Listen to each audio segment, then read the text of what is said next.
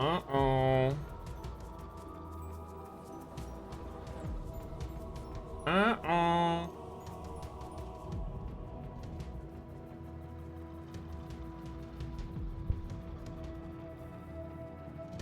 Is this a build stream? Are we gaming? Hey.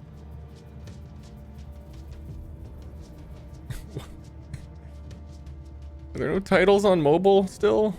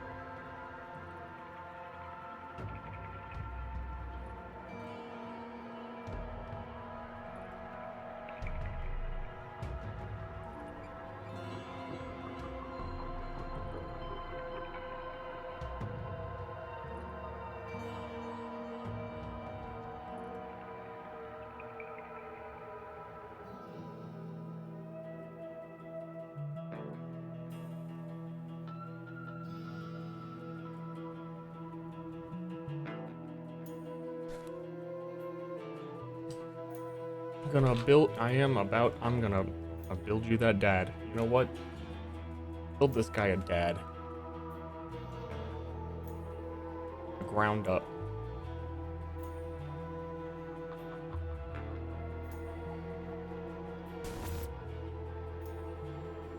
I've heard that not drawing ever for tens of years, decades, makes you better.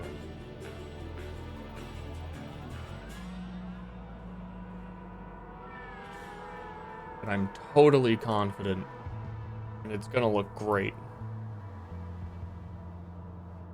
Dad build? You know, this could be the dad build.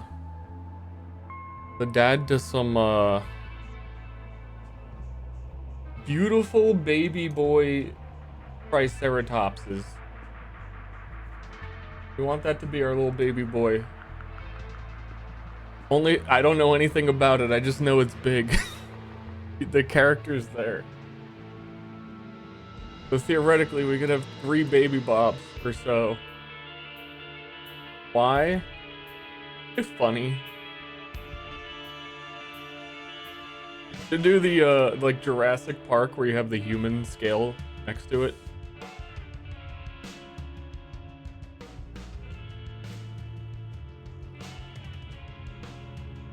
We want to capture dinosaurs. Let's be real. Who doesn't want to capture fucking dinosaurs on their first playthrough? It doesn't matter if it's good. I've theory crafted all the good builds. But what I can't tell you is it a good idea to have the Triceratops? No one knows. I must be so brave.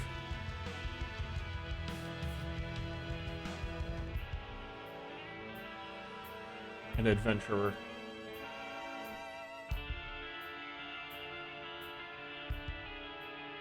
Cutting them out, we can do the human scale. So that my whole screen can be Triceratops. I keep like going back and forth on what I actually want to play. It's tomorrow, by the way. It would be 40 minutes ago tomorrow. But like, I know that I'm gonna have a childlike wonder and joy every time I Pokemon capture a different dinosaur.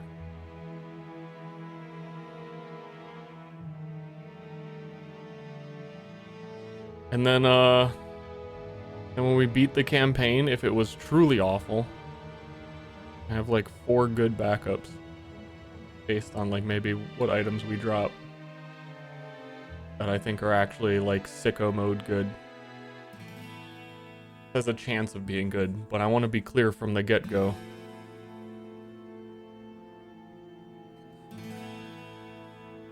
It's a low chance.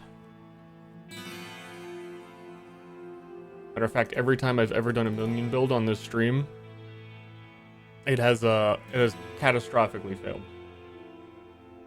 New game, new me.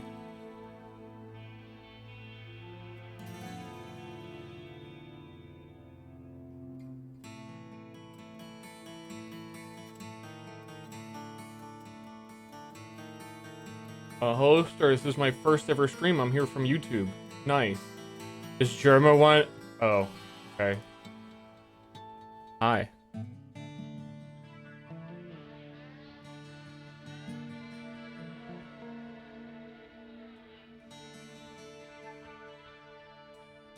Hello. Is Marvel Rivals out today? I kept getting like mixed messages. That is 5 hours. You wanna know what else is in 5 hours? Is the preload for PoE2, and people are gonna probably leak a bunch of shit and don't look. Except for at the skill tree. That's important.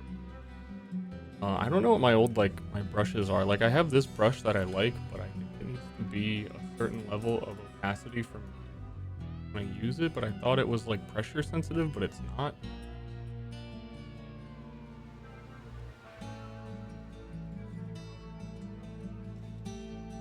Thick. I'm thick? Ugh. A little too thick with it.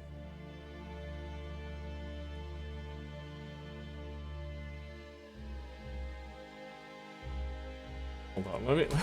This is gonna turn into an MS. Dinosaur human size comparison.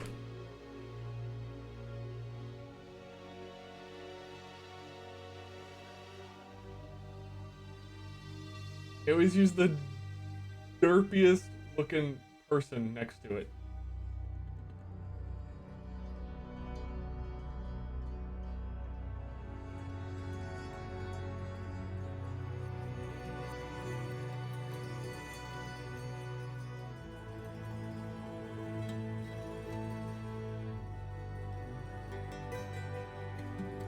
Put a race in the dino? Thanks.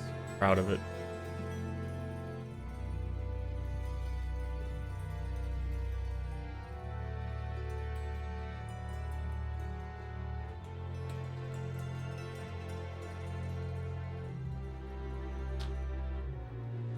Proud of my dino, man.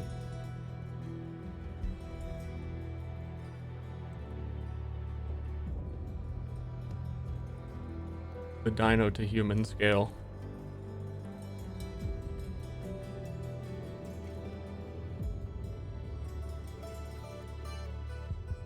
Dinosaur model is gorgeous. I was just watching through the they show this monster for like 3 seconds.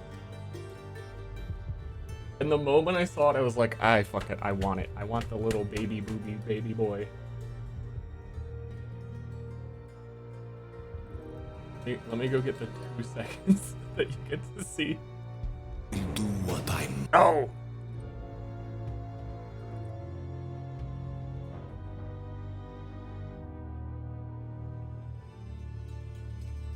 Who needs to see 3 seconds of your build? In the Ascension Trials. Gift because of victory. Poe. Shipped chaos. This ancient trial was once used by the Vile to test their high priests. I think it's right here. I think he goes downstairs.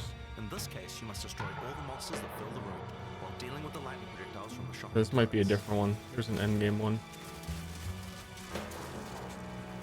Ain't this one? I think it's under. No, this is Ascension. If this is gonna take too long, I'm not gonna find it. I'm gonna skip. Skip.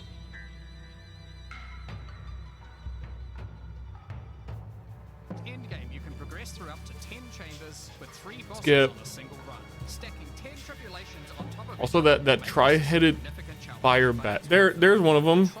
That's a different one. I actually didn't know that one doesn't look as big. The other ones looked fucking huge. Stacking 10 tribulations on top of each other will make this a significant challenge, but it's worth it.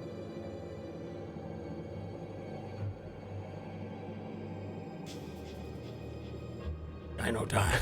I think I exaggerated the size difference a little bit. It looks so much bigger in the other one because the person's underneath the head and like it's closer to the camera because the way ARPG cameras are.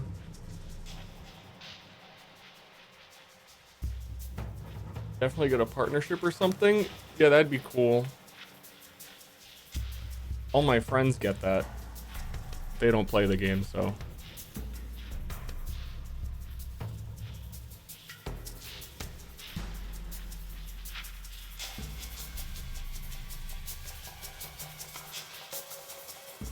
You know what? I should just draw over this. Part of the reason of doing this being that if we do make a video on the first build, I would like to have my goofy MS Paint build ready, and also when people are asking what the build is in the chat while we're playing, I can link to a nonsensical graph of random pictures with arrows pointing to different things. This is the tried and true tradition of PoE builds.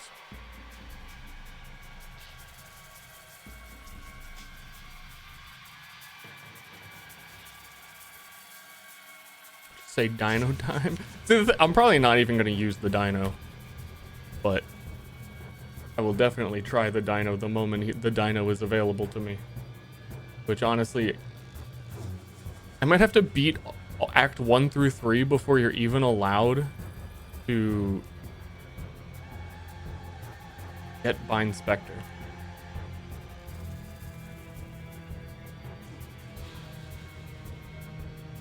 You know, see, that's about the size.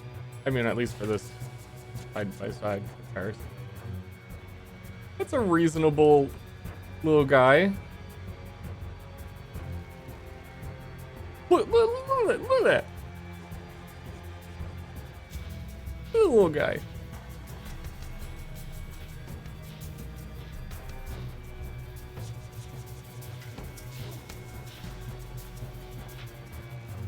Oh boy.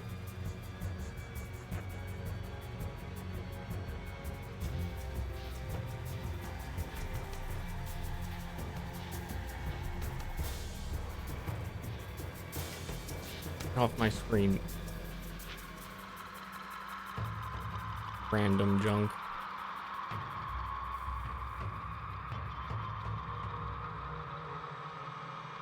I don't even know what its attacks are. Whenever you see it attack, it doesn't really do much. I don't care. It's a dinosaur. We're gonna play fucking Turok. Actually, if we went crossbow, it would be so Turok. If you use the new supporter pack, like Val supporter pack armor. Holy shit, wait, we can do the Turok build. If I do the Turok build, then I'm gonna have to look up a guide to even know how to like leave any room that I'm in. Have any sense of progress, I'm going to have to look up every single thing that I do in the game. That might be a bad omen to call it the Turok build.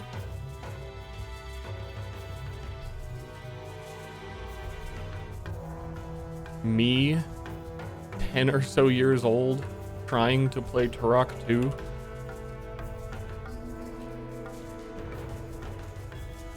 They really, don't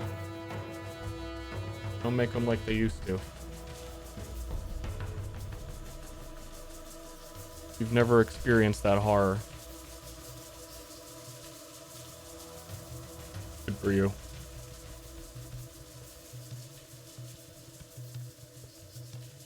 There was another minion in the trailer that looks... It's basically an affliction.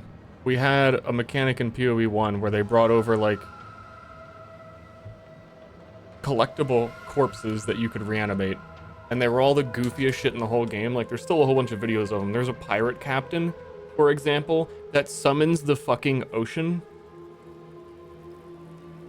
And you can have like 6 of them and they all have like cannon shooting and stuff. It looks like absolute nonsense. We used one of them on stream actually. It was the giant robot that would spin in circles. But the base game PoE2 just seems to have monsters like of that level that you can get because the bigger and weirder the monster, the more spirit it costs to summon one. So they're balanced by that.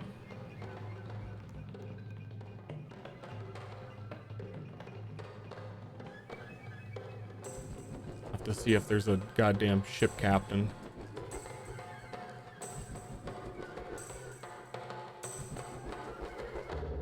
But what I was gonna say is that somewhere else in the trailer, there's a whole Doriani area, and he's like, makes like lightning weird mechs in the lore. Doriani's Machinarium.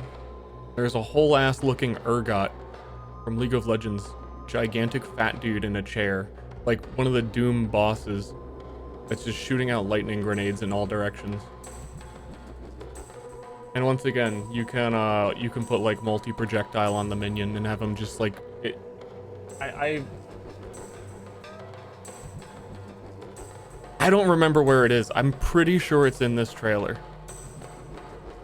But that is such like a there's nothing specific to it, but I'd want to show you because it's just like such a fucking goofy monster. It might be in the gameplay trailer part.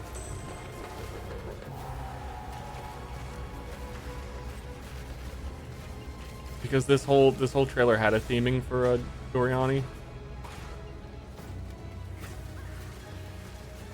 Otherwise, I can't. I think it was just like in some random segment towards the end when they were showing gameplay.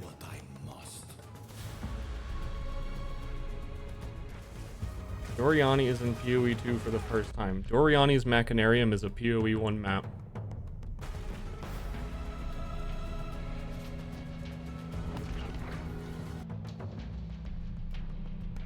And it is what I'm talking about. Dino spotted? Oh shit, did we see the fucking dino?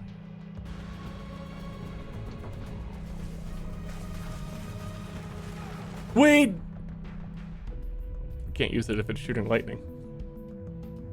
I need a physical minion.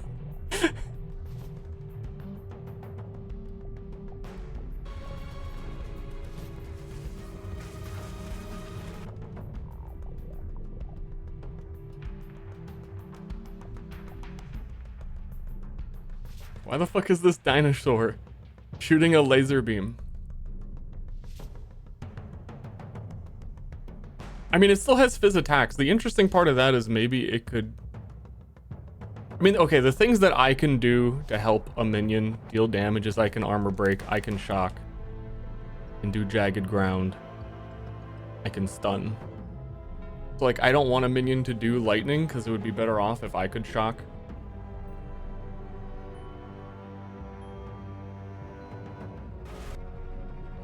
But that's a cool ass skill anyway.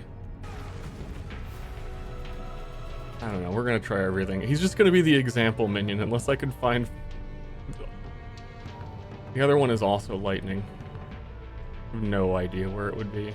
I'm just gonna like scan through this real quick and then move on. There's some real big goofy minions. For sure. Oh my god, in the freaking... Because entertaining. Yes, yes, yes. Yes, yes, yes. Yes, yes, yes. Ice cream so good. PoE so good. In the trial of the segment, there's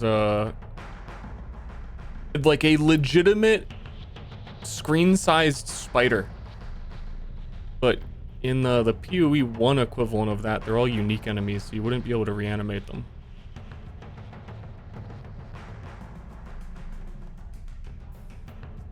Yeah, I have no idea.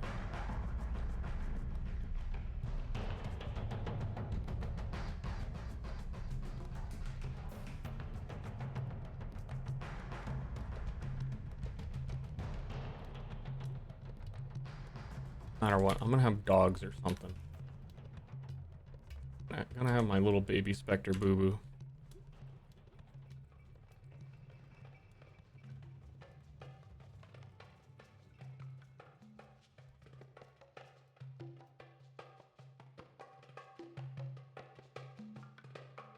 That's my guy.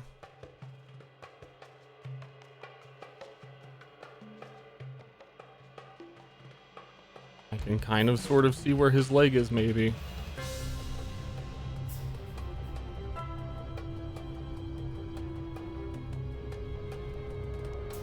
Looks like he's got webbed ass feet.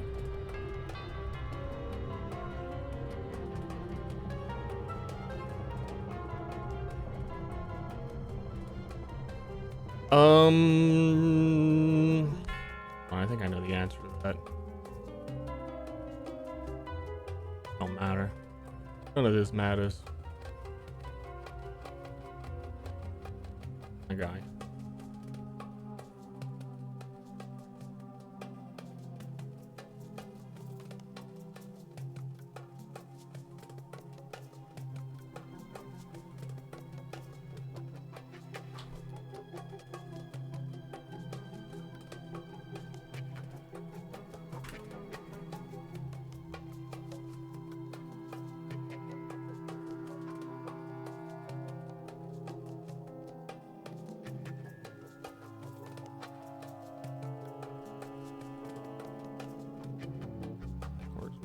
I...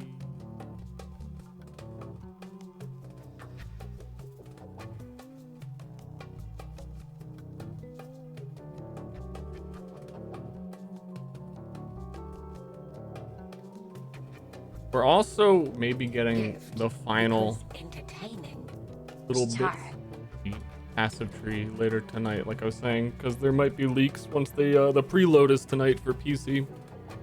In like 5 hours.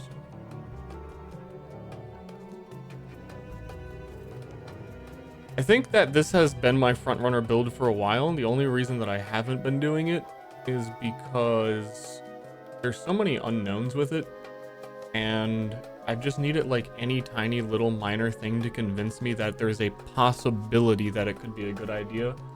Last night before I went to Betty Bye, I believe that I finally had the one insight of what I originally wanted to do where it might be a good idea.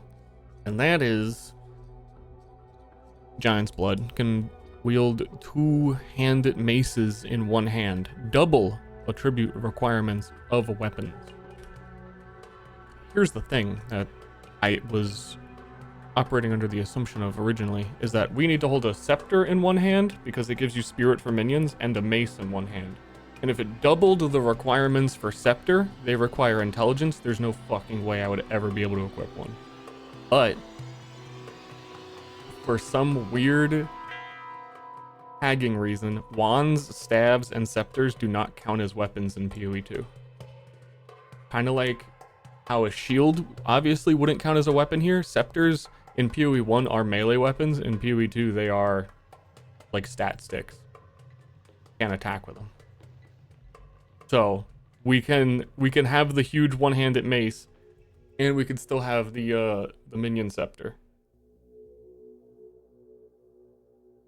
And then when I found that info out, I thought to myself, maybe we can do it. A monkey staff, lightning mage, assassin. That's a lot of things. Yeah.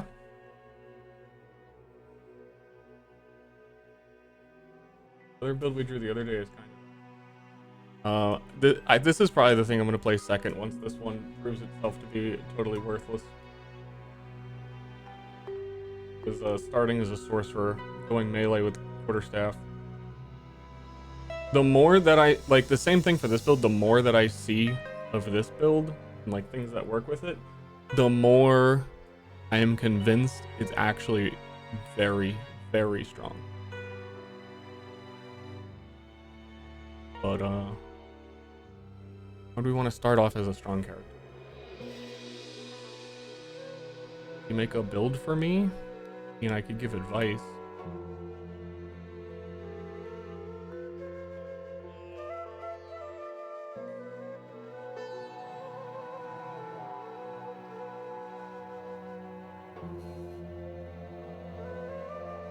Dino to man scale. Funny thing too is, based on how much spirit I think you can get, that okay, in the Witch trailer they showed one insane like elite kind of a mini you could summon. It was 120 spirit. I think you can get to 180 is the normal amount of spirit, which would go up to 280 with a scepter minimum. They can roll more, so it could be 300 with that. There is a spoiler. Spoilers. Spoilers. You can get spirit on amulets, and there's a unique body armor with 100 spirit.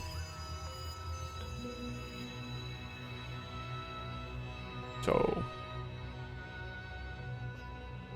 450 spirit is possible. Scepter with 192. There's also spirit on the tree. I don't know why that hasn't shown up on the tree. Maybe because I've been the dweeb who's been like way too lost in the sauce. But fun fact, talk to a deadlock on that thing. This node has spirit on it, like plus percentage spirit. And I think the small nodes here do as well. And I think that these Templar nodes have changed, where this one is not aura effect. I think that that one is also, in the newer videos I've seen, is plus spirit. As well as the small nodes next to it are like plus 7 spirit. It might even be 7%. So, absolutely scale spirit. How much spirit can you get from optional quests? You get 180 spirit in the end from all the optional quests.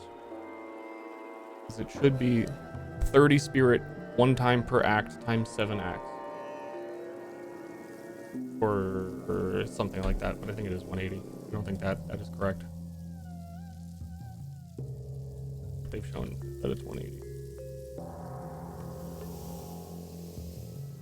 There are some unknowns. Unknowns. Ah.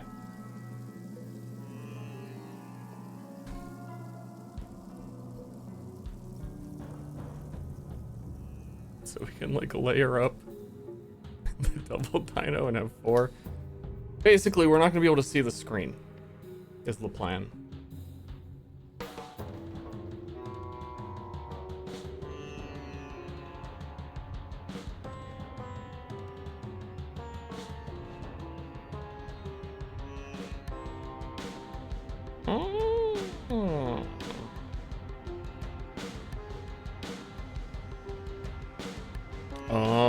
I need a second. The heat is on. It's already like, my computer makes it like 80 degrees in here. And the heat is on.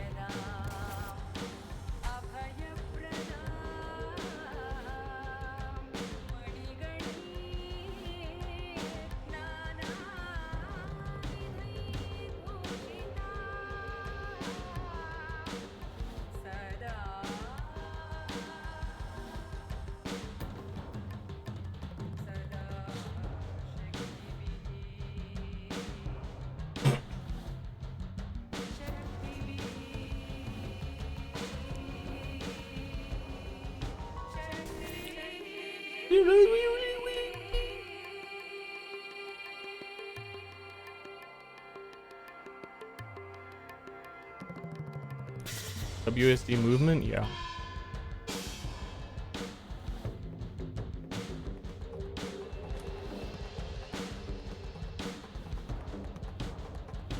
All right, we need guy.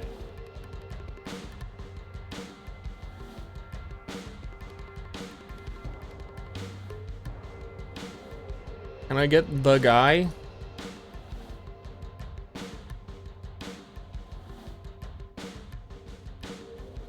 Good. To see his Gemling mercenary man as a okay, he needs the Giga Chad jawline as well.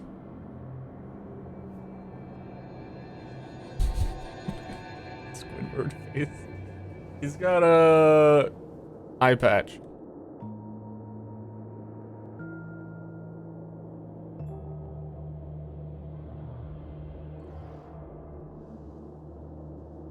I think it is like a double. And it's got the gem.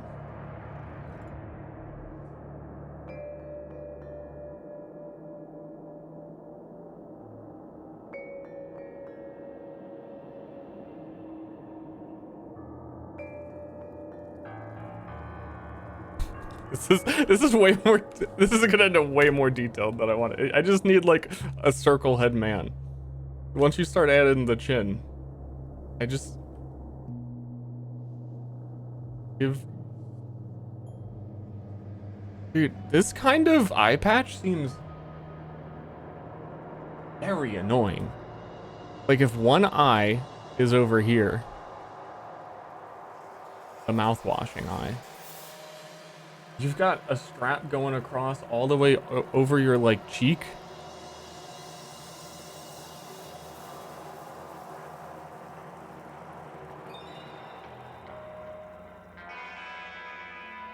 Oh, I need this real quick.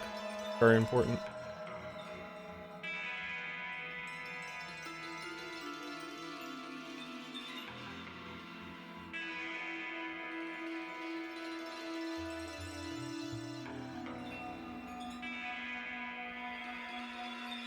Or PoE builds unless you put this on the thing. That's just the way it is.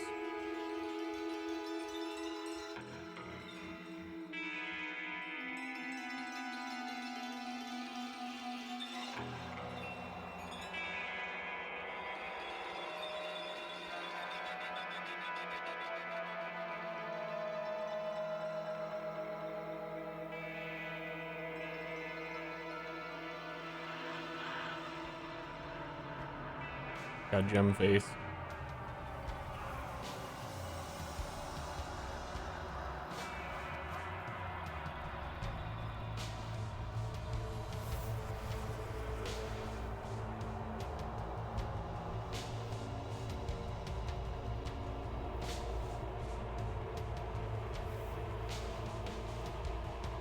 Yeah, he wears a green gem in his eye so he can green screen it later. He's a Dorito. That's definitely a body type.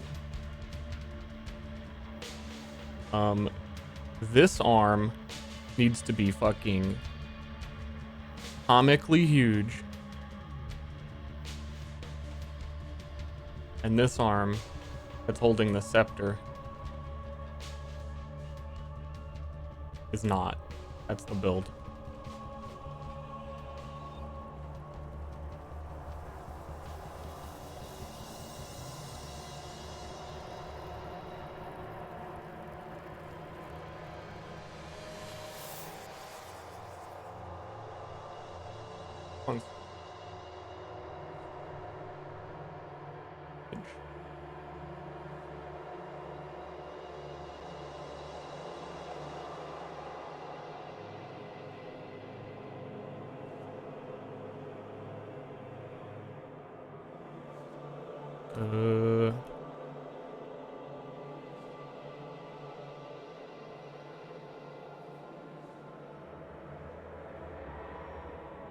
Me at the club.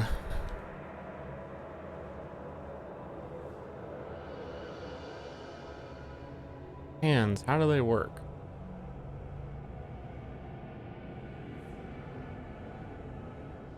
Let me ask an AI.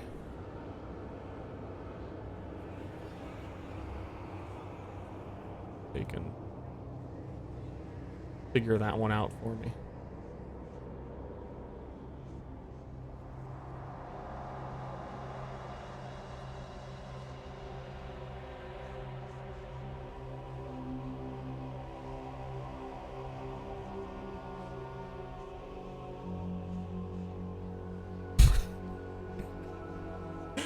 It's an actual triangle.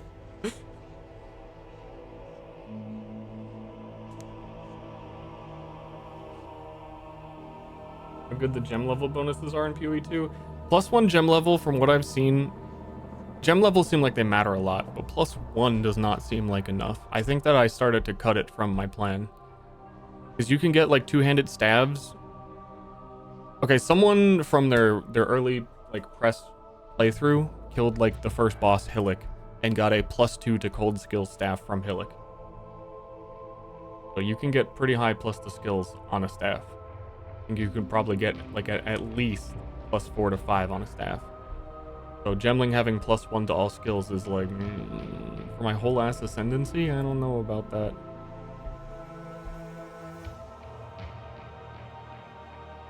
I don't know about that. Main thing I need it for is to cheat the requirements to be able to use. There's no way I'm going to be able to use Summon Spectre without being gemling. I think that if you could solve attributes, that Warbringer Ascendancy is way better because he gets the infinite armor break, so you can infinite armor break for your minions. And I think it's already like pre-built in that you can get totems that summon the ancestral spirits, and then you don't need to like, those don't even require intelligence because the totems would require strength. Like you don't need intelligence, then you wouldn't have specters, but I want to have a fucking dinosaur. I don't want totems, I want a dinosaur. Oh, fuck off. That. Weapon GGGTs had +5 to skills? Yeah, that's where I think I'm getting that from.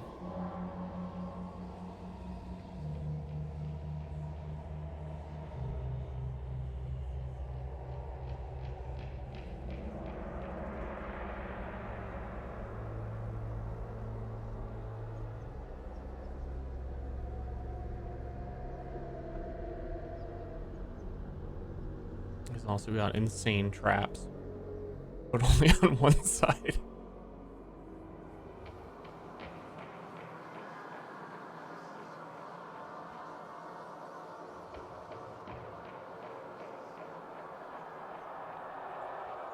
I think that's how anatomy works. It's been a while since I've drawn, but I'm pretty sure that's it.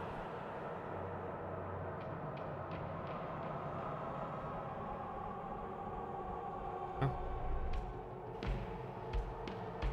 It's a belt. Gotta have a belt. Hey, Ashley. I'm sorry, all artists are about to lose their jobs because I'm back in.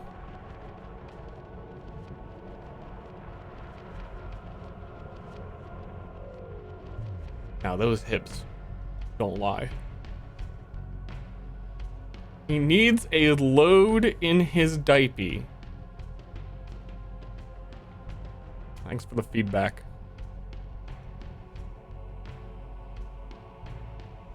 Appreciate it.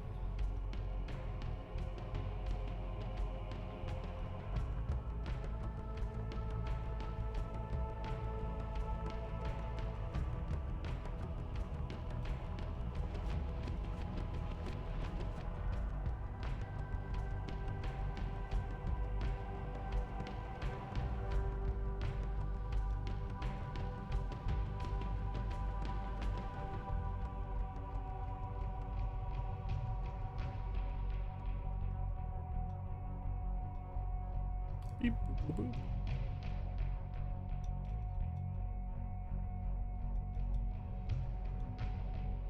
He's using specters with scepters.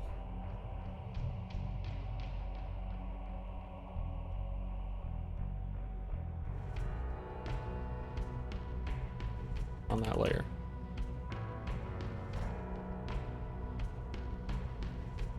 Feel how informative this is gonna be? Dude, it's crazy. Got everything. There's gonna be no questions by the end of this.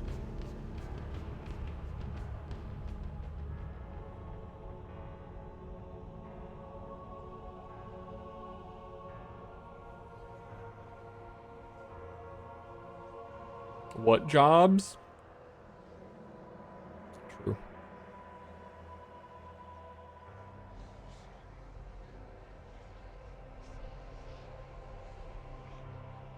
Oh, the other, I need to find the... We're getting to the cookery. The kukri.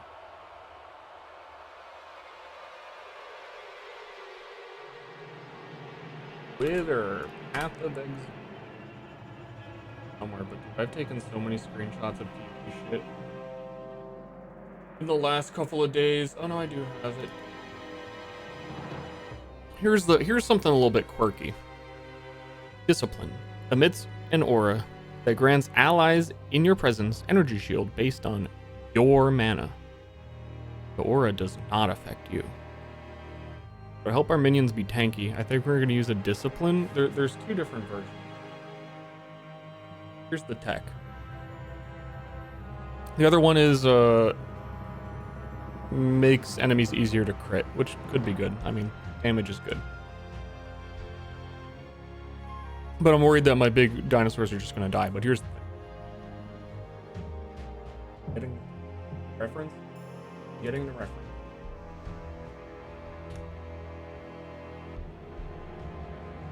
Gemling Man.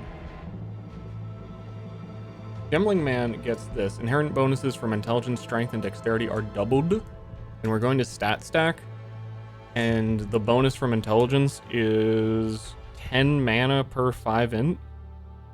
So we're going to have a lot of mana. So Discipline Aura is actually going to stack. To, like, help my minions actually be tanky.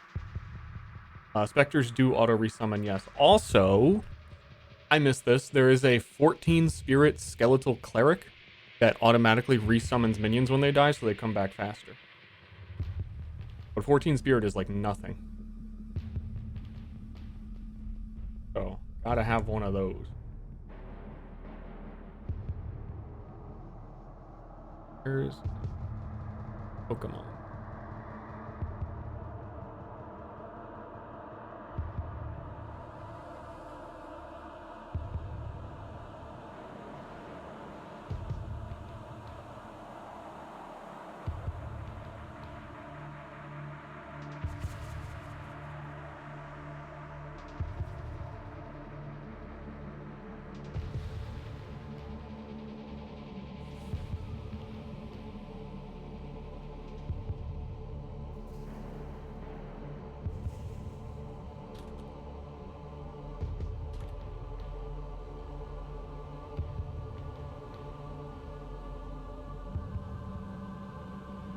Why did it go backwards? Wait, what?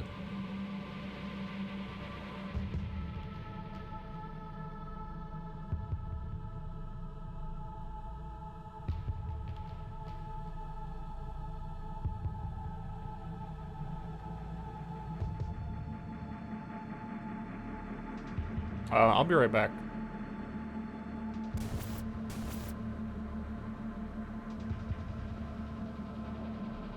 I gotta check on something real quick.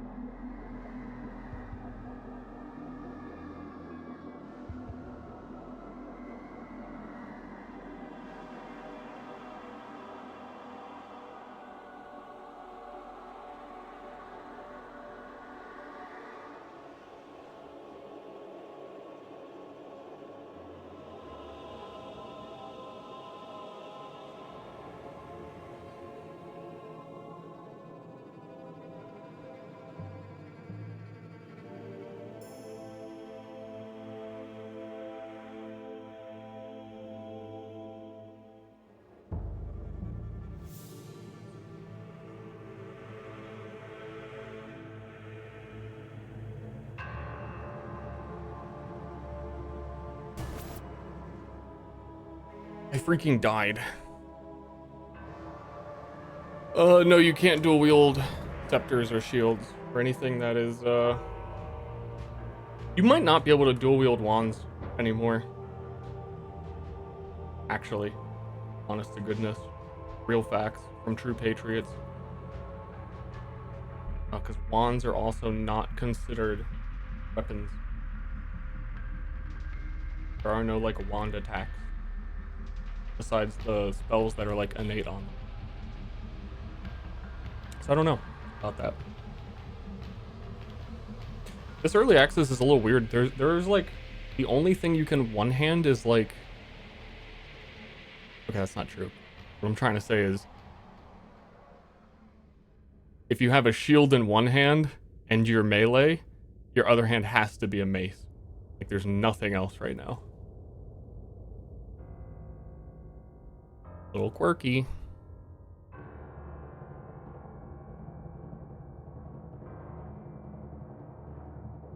Um.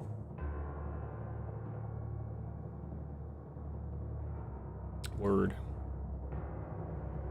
Unique equivalent to Onigoroshi? I feel like they would do that.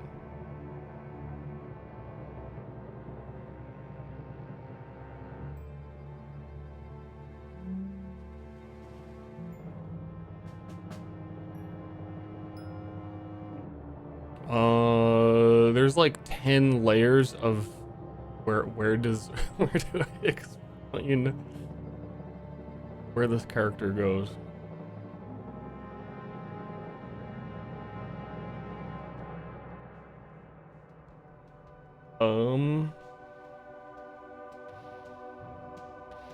Yeah, I think when PoE2 is a brand new game, I would definitely farm the starting boss for 10 hours to see if there's an Onigoroshi. Let me know.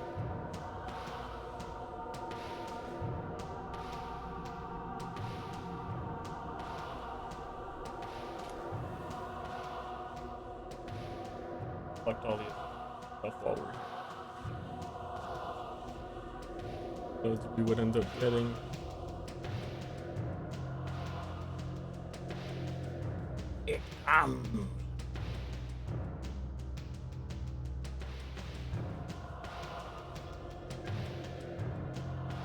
I really hate this node. Gains 3 additional skill slots. Primarily because there's no way to tell if it's useful at all. But it's a prerequisite to like the actual good one. We are very likely going... But you can have 2 copies of the same support gem because if I'm melee, then my minion is also probably gonna be melee. I'm not sure yet, but then I would need to be able to share my melee gems with a minion. So I would need to be able to have the same supports. PoE2, you can only have 1 support throughout all of your skills. Like, if you use melee physical damage 1 time, that's it. Gemling gets to use it twice. Which, I was going through the supports and what might actually be useful there, and it's really tricky to find a good use. But at a bare minimum, like +1 to minion skill gems is a support. Which is good to be able to use on multiple things. Like, it ultimately is probably like a more damage.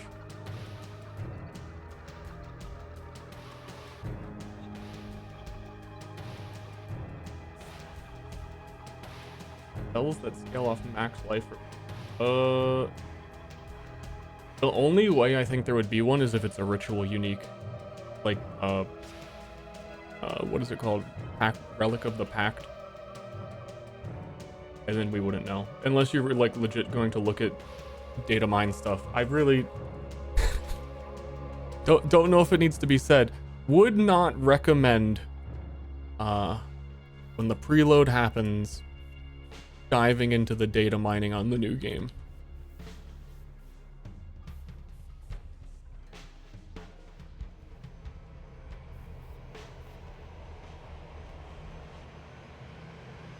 Journalist has some max life stuff going on. Yeah, but are those spells?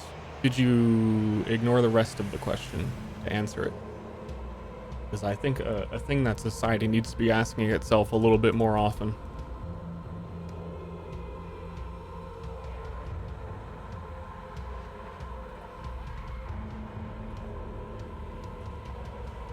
But not too often. Just a little bit.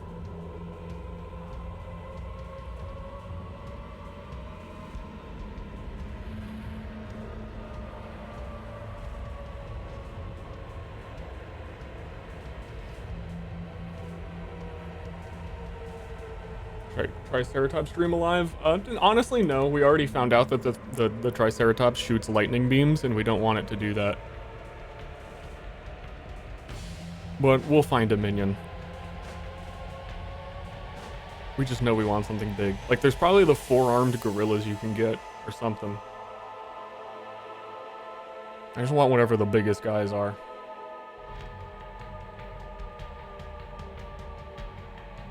Here, I need to... It's gonna look like he's peeing if I do that. At the moment, I'm splitting. Right side is the melee. Maybe he is pissing. Who knows? Yes. I think the attention to detail is very important here, and he needs another gem, and he needs a nipple gem. You were a gemling mercenary. Where would you put your gems? You're telling me you wouldn't put one of your gems on your nip?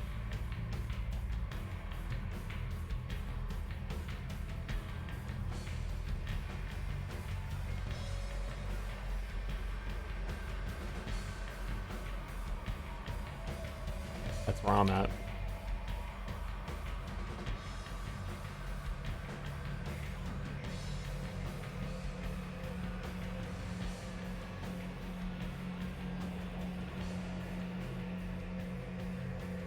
Look like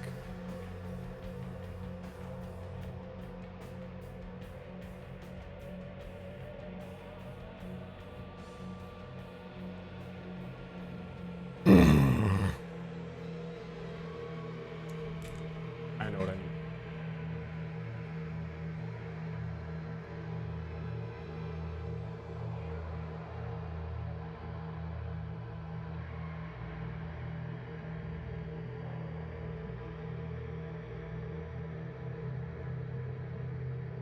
This guy needs boots.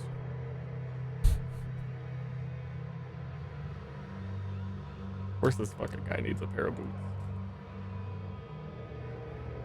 You think my character's just gonna not equip boots? This character uses boots.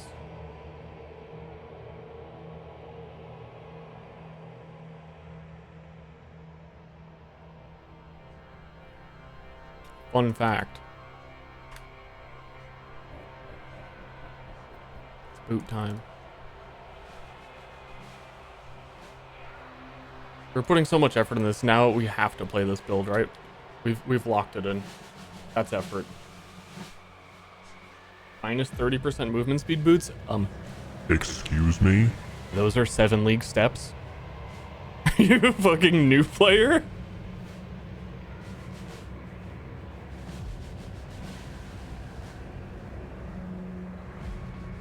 Jesus.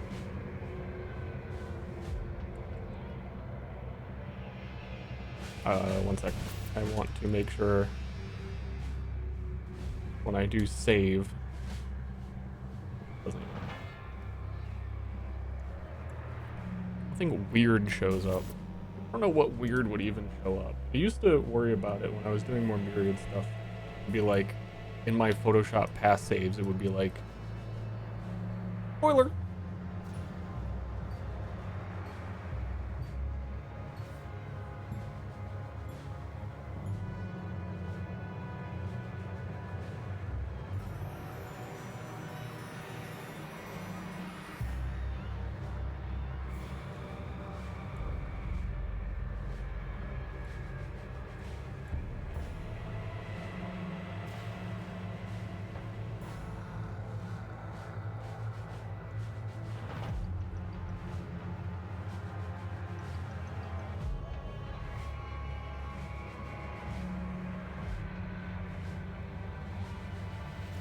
Take everything that says bone and run it.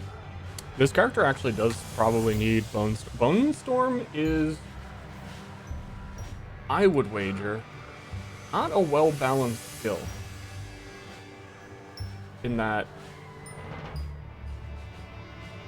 it's fucking silly.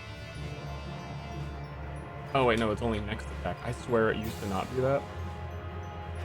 So a lot of things people are seeing and they are changing in real time. I could definitely see a slam build using this though. Debuff enemies to take additional physical damage from next attack, which you're using on like summoners so that your minions deal physical damage when they're hitting the thing that you're hitting. Especially because it's an attack, not a spell. Like the only way you're generating attacks realistically. You can channel this, you wouldn't have to channel the whole thing, you would just shoot like one little tiny bone at something, and then it's like more effective than any mark that they've shown, and any, not any war cry, but it's like essentially a war cry. Definitely better than the marks.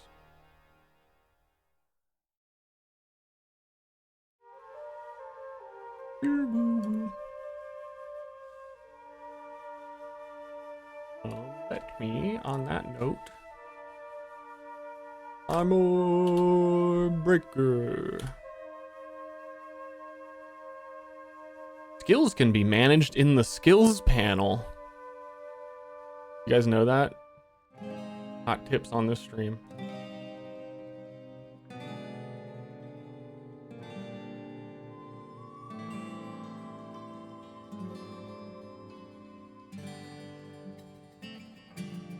Armor Breaker is main attack.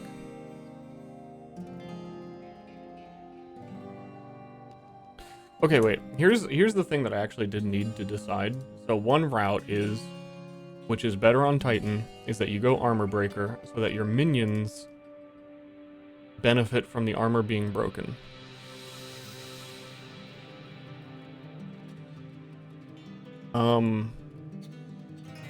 Alternatively, there's a chance that it would be better for me to go fire attacks on the mace and then do like apply fire exposure and have flammability as a curse aura around myself so that a fire minion, we could even maybe go infernal. There's a minion takes damage equal to its max life but has like a fire aura around it. That might end up feeling better. Because I'm inclined to do that because we're not Titan and we can't infinitely break armor. But the reason why I would still want to do armor break is because of Leap Slam, which ends fully broken armor when you hit an enemy, so it consumes broken armor, but it deals 500% more stun buildup against enemies with fully broken armor. And you can support it with Jagged Ground, and there's nodes on the tree that are like enemies that are on Jagged Ground take increased damage. So your minions would be doing increased damage because you leap slammed on a guy. So basically what I would do in that setup... Am I starting in hardcore? Nah. My second character might go straight to hardcore. I'm not sure yet. But I want to try, like, dumb shit on the first character. I don't want to, like, worry about ruining the playthrough while I'm, like, very clearly testing some dumb shit.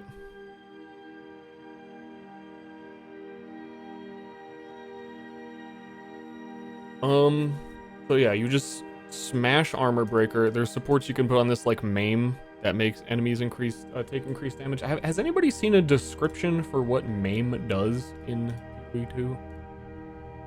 PoE1, it's increased physical damage taken, which is a further +1 to the fact that I should stick physical damage rather than doing fire exposure, but it's kind of like interchangeable. I could just fire exposure supports it.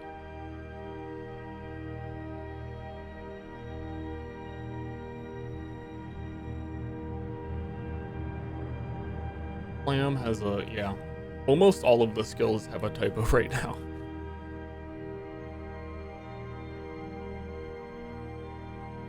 Gift because of victory. B. B? Is PoE2 out? If it were out, I would not be playing Photoshop. That's for sure. It's out tomorrow. It's out and it's proud. Holy shit. Wait a minute.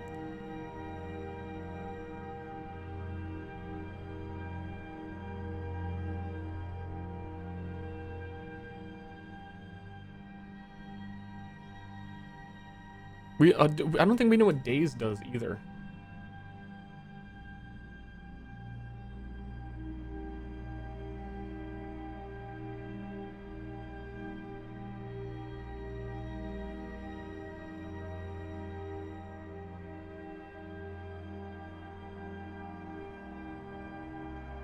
Didn't play PoE1, is it too late to start PoE2? I feel that question is asked anytime there's a sequel to a game, and I cannot remember the last time the answer was you should absolutely play the one before it. In the case of PoE1, it is incredibly explode it, and most people are afraid to try it, and the new game is made for new players. Play PoE2.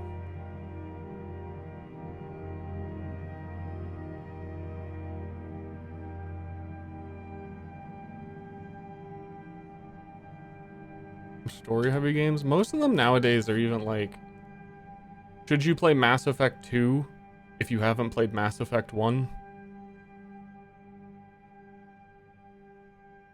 Yeah. Fuck it.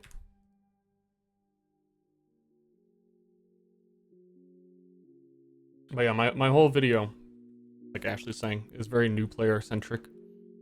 The game is way more user friendly.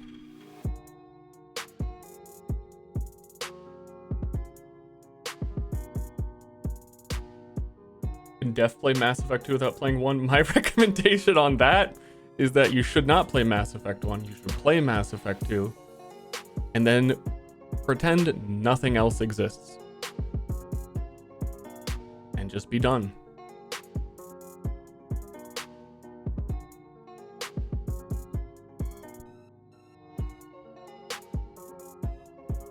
Mass Effect 2 is really good, especially for its time. Oh, what happened?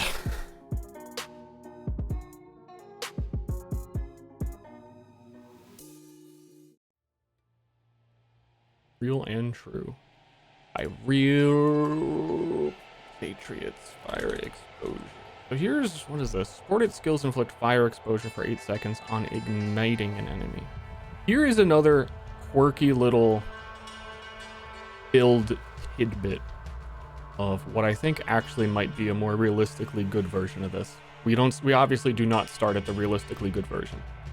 So I'd be hitting something, I'd be igniting them, and then they'd be getting fire exposure, which basically increases the amount of fire damage they take by lowering their resistances. Skeletor Sniper.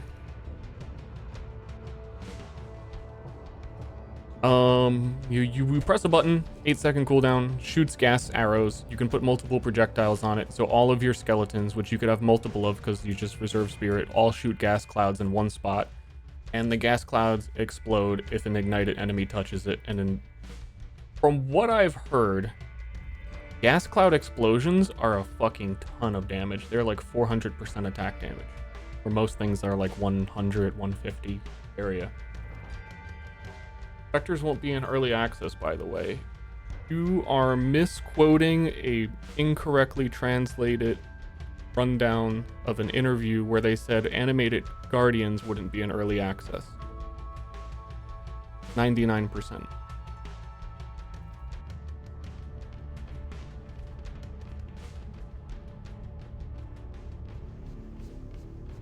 By the way.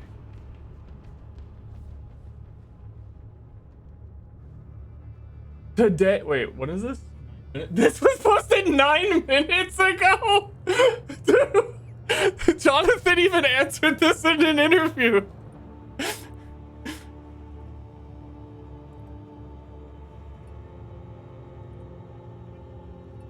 In the Ghazi interview, he was asked if Spectres would be in, and he said yes.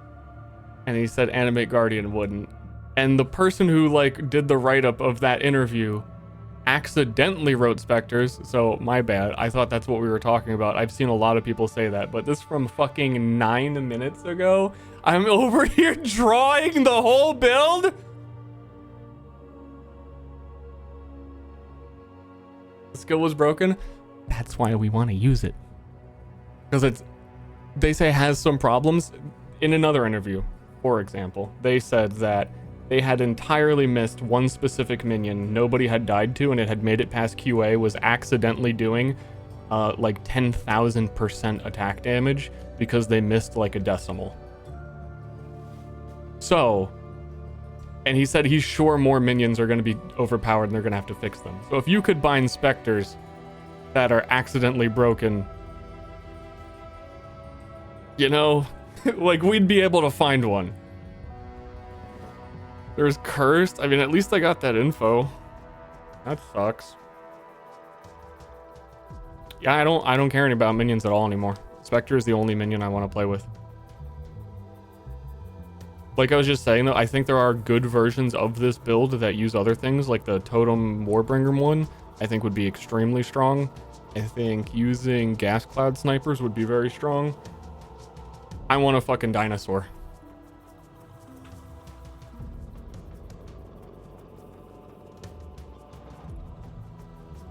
My print screen. Let's just add this to the build. How fucking sad. Thank you for telling me, but that's incredibly sad. Well, we will. Yeah, I think this is good news. This is saving me from my worst decision, because here's what's gonna happen. I'm going to start Path of Exile 2, have like a whole bunch of people interested in PoE2 for the first time watch the stream, and my build's going to do poorly. And much like everybody remembers my league starts in PoE1, they're gonna, for 10 years, tell me that I make bad builds. Now, I don't have to make a bad build. I've been set free.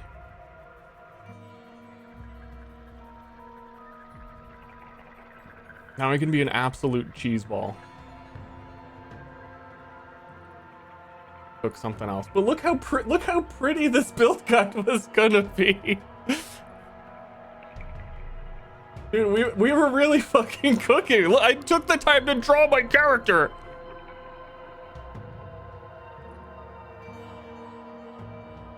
Oh. Save this for a rainy day. Yeah.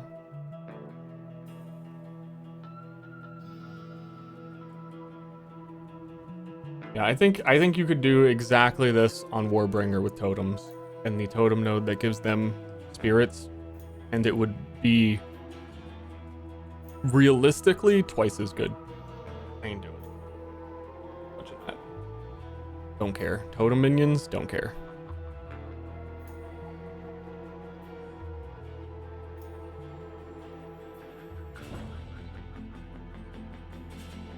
Man.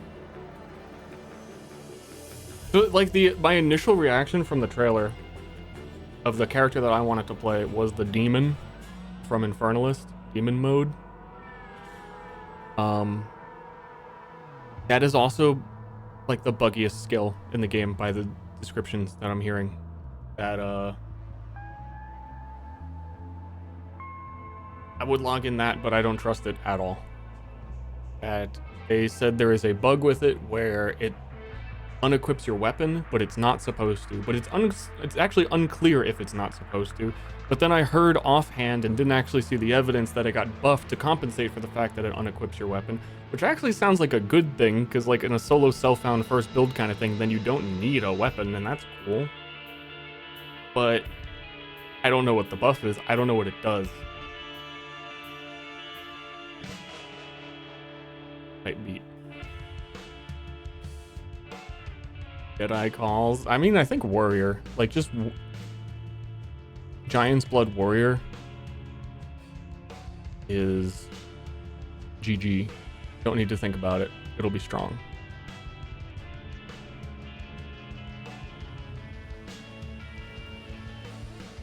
I heard it's supposed to replace your weapon. I've heard both, supposedly from different developers.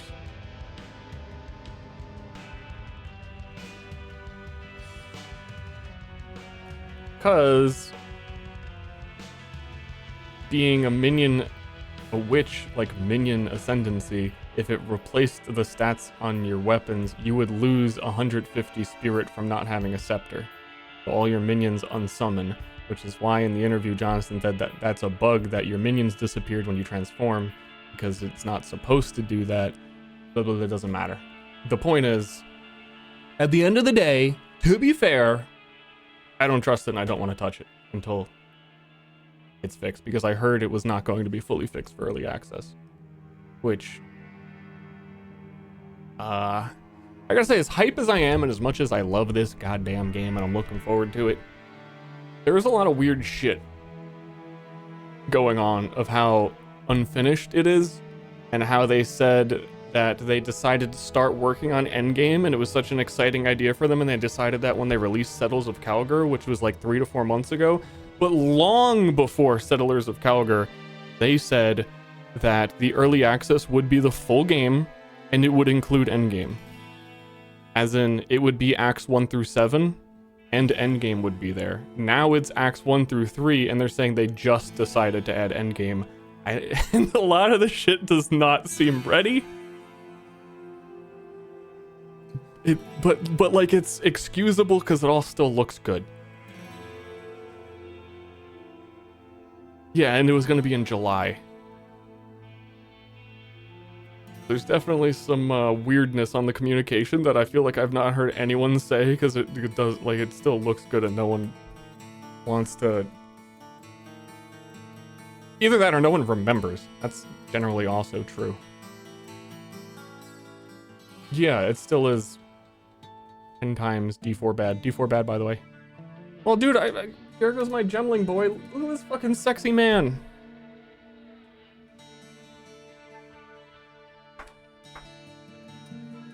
Damn.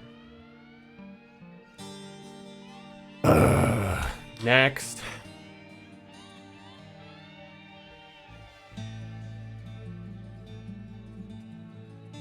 Sorry, flashbang. You're gonna get flashbang one more time. Ah! More stun build up.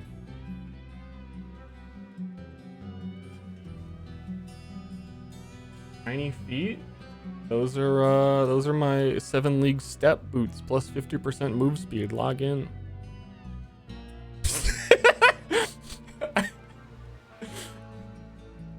Bind Spectre won't be available at the beginning of early access. Has some problems that won't be able to be solved in time. PSA, Bind Spectre will not be available at the start of EA. Can someone explain this? No specters.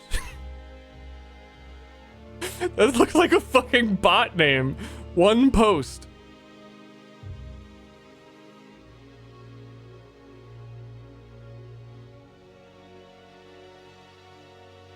The default? I guess they made an account to get an early access key. And now here I am live on stream bullying them. Okay, so here's where we have to consider. We got a couple of builds that we want to do. Number one was the power charge stacking Stormweaver. I think will be legitimately good and fun. I just feel like a little bit of a hipster, even though it's a melee sorceress and no one is going that angle. I feel like everybody is basically trying to play monk, and I don't know that I want to go there. I feel like I want something a little bit edgier than the melee sorceress, even though pretty edgy, pretty out there, pretty wild. Already sort of did that whole. For one, I did that go invisible.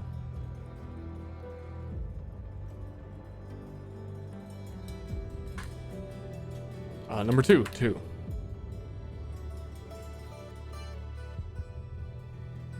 What happened to Flicker Strike? Exclamation point, what happened? We have a command. Chronomancer Hammer of Gods meme? I have a better Chronomancer meme for you. The Jailer. 12 circular frost walls. Plus bone prison.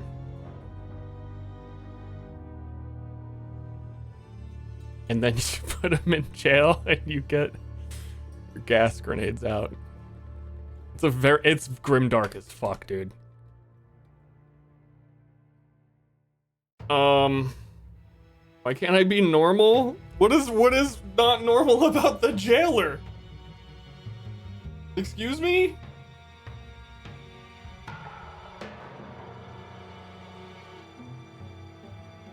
Jailer sounds like a strong contender. Look at this. Hold on a minute. Look at this. Frostball. This one, support gems.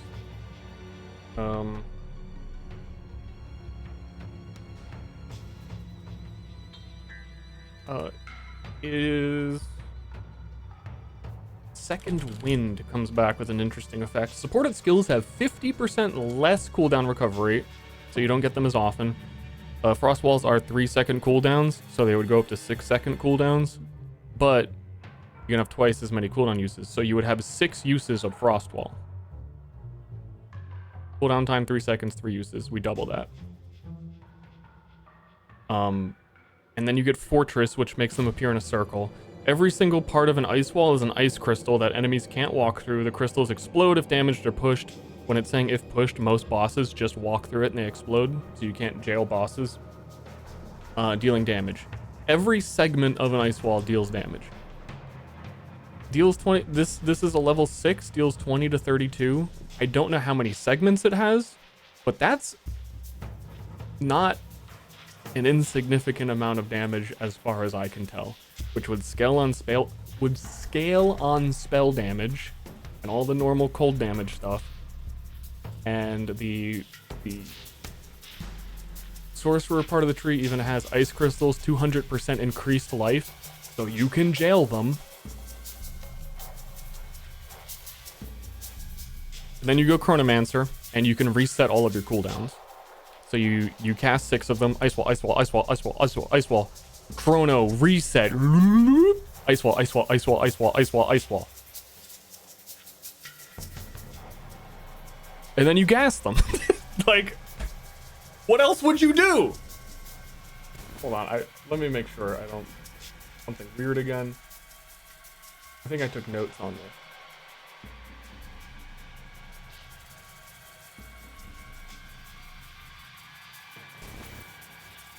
I'm the master of taking the worst build you've ever heard of and explaining it in a way where it sounds like it might do something.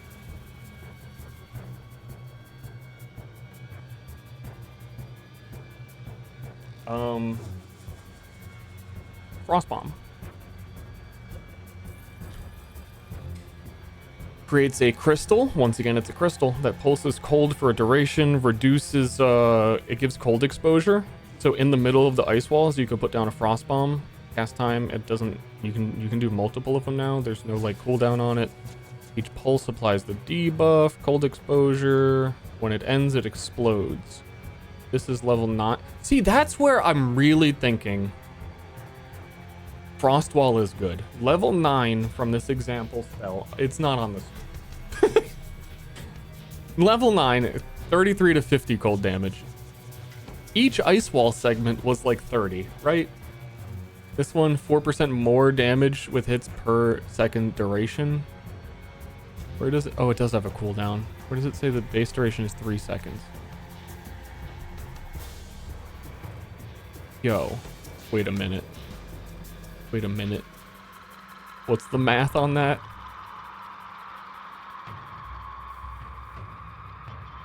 We're talking 60 times 3 because it's 3 seconds times 4. Wait a minute. Is that, am I insane? That is per 0.1. Wait, no, there are not 60 0.1s in a second, you fucker.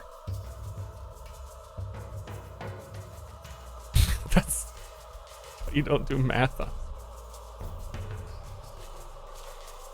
It's 30 times 4, 120% more damage.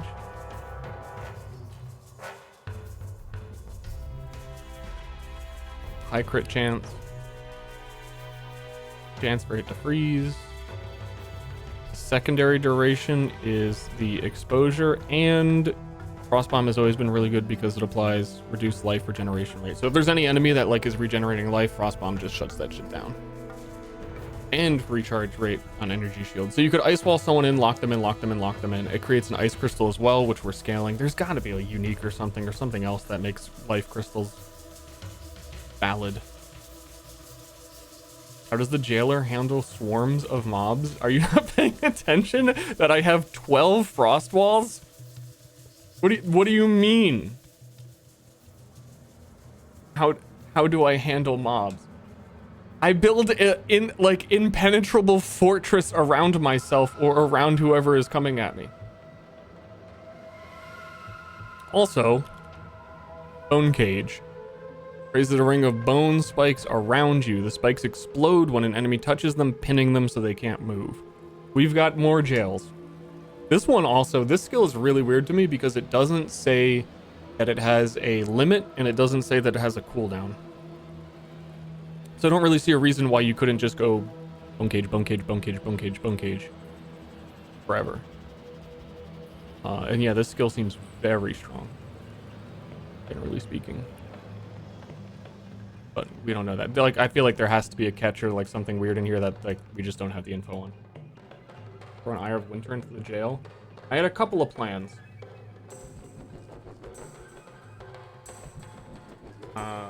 Actually, if you're going Chronomancer, you can do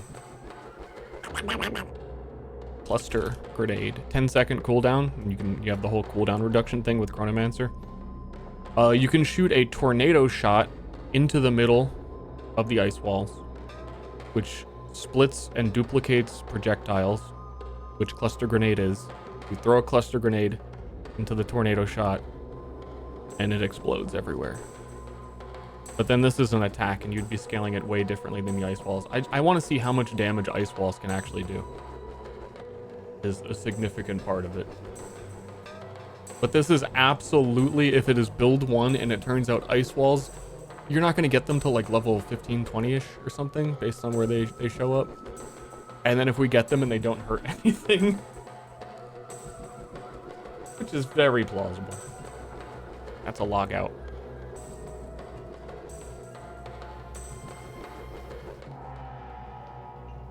Hourglass? I don't think Hourglass is very good. Or like a consistent thing you want to be using. 50% more damage isn't enough. You'd like a thing that actually does more damage because it was a cooldown in the first place.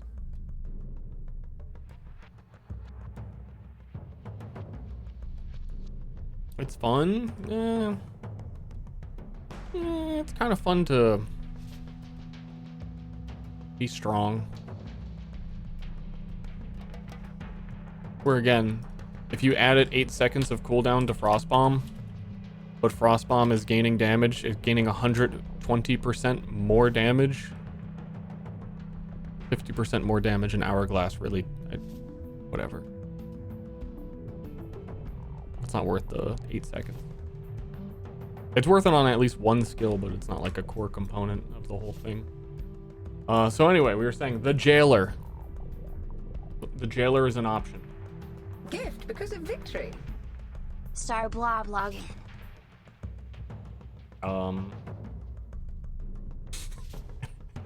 I don't think you could get all of this, but also the Jailer could time stop if you're a Chronomancer. You put them in the prison, and then you also stop time for them. Surely we're going to be singling out one zombie at a time and just making their life hell.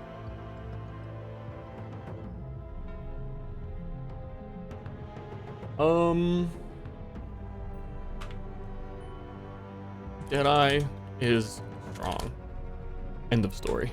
Is the other build. Recap after babbling for a while. We were doing a build. I was excited for it 9 minutes ago, and 15 minutes ago now. It was revealed there will be no Bind Spectre in early access. So the build blew up.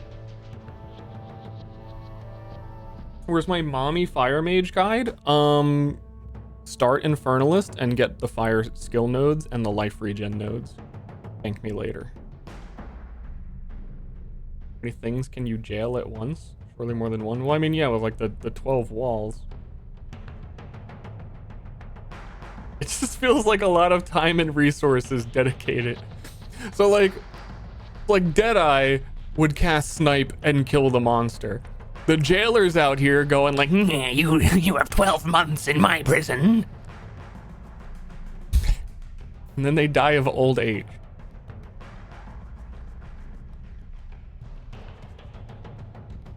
Speaking of, the Jailer and Deadeye is strong. Snipe plus multi-proj plus perfect timing equals AoE equals shoot a frost wall for AoE overlaps. Frost wall was very broken in PoE 1 when it functioned as a thing that you could hit yourself. And you can do that again. There is very few things in the game right now that seem like they have AoE overlap potential. It's like Pathfinder concoctions. The end. Grenades, which grenades look crazy on Mercenary for that reason.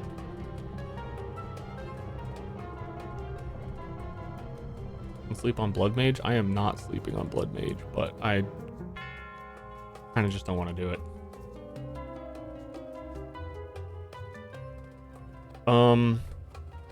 Fun fact. Spoiler alert. In fact, spoiler incoming. I might want to do a poison Pathfinder, which is what I was cooking last night when I couldn't sleep in the bed.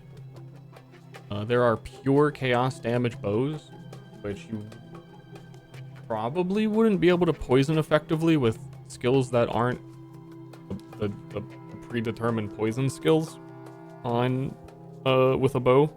But you could do poison snipe. You could get the AoE overlaps for like huge poisons.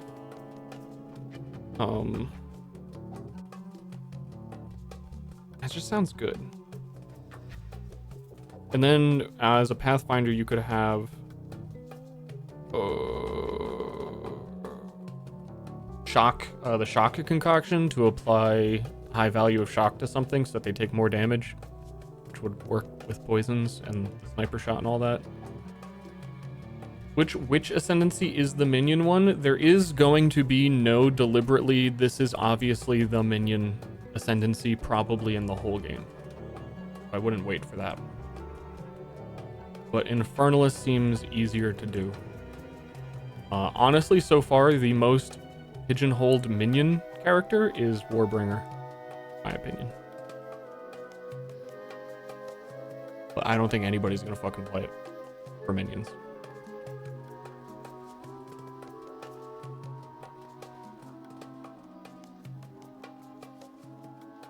Curious though if the Infernalist minion, the Hellhound, has like crazy high max fire resist, and you could do a fire aura. And it's also been confirmed the Infernalist minion Hellhound does not cost spirit. That's like a free +1 minion, and it's a good one.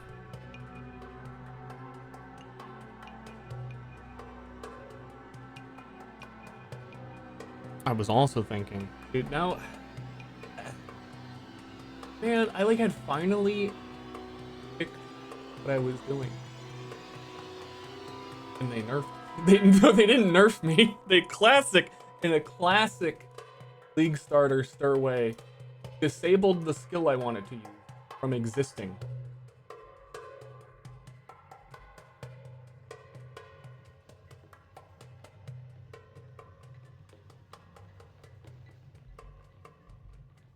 Pathfinder, don't get caught up in the... Here's a thought on Pathfinder. We zoom in like an old man. This is what I was also cooking, but I think where you are on the skill tree won't let this really work. Pathfinder gets less movement speed penalty when using skills while moving, as their number 7 here. And then there's a support gem mobility, 40% less penalty, so 40, 60, 70% less penalty using skills. I was thinking Inferno. It's like one of the only channeling spells that you can use while moving. So you just hold your... It's the one from the trailer. The, like, CGI trailer, where the girl says Glorp, and she holds her hand out. You got Incinerate that deals fire damage over time. You can just walk around, like, actually full speed with it, and do, like, 2 times cast while channeling spells. But the problem is... you'd start in a fucking Pathfinder spot. Just so you could take advantage of the goofy move speed. And then also, by far, like if we're doing a tier list, Pathfinder is Z tier compared to everyone else. Unless these concoctions have like the most bonkers hit damage ever. And they're attacks and not spells for that description.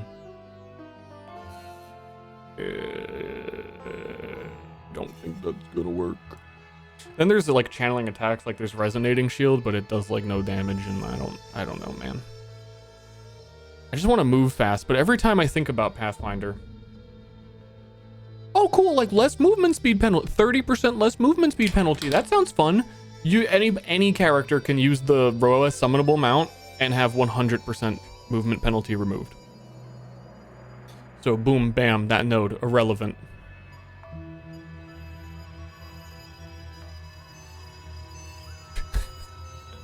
Pathfinder.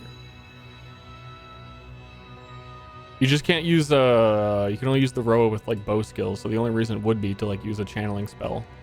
But then you're nowhere near spell damage or anything. Fucked up. What a fucked up day. I think I'm just gonna end up playing the Stormweaver melee thing.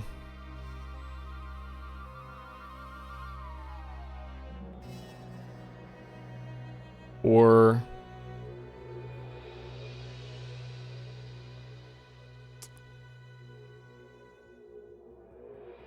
I think the not having an ore right now after we got cooked and roasted. 5 passive skill points. I was saying this earlier too. On Titan, the planet we're all going to be living on in a few years. Titan. The small node here was revealed to be plus 5% strength, which is like strength stacking in PoE1 is a big deal. And the small node that you can see on Gemling Mercenary was 3% all attributes. Very good. I think that I'm cope. Some of the goodness of Pathfinder might be hidden in the fact that these small skills are actually really good.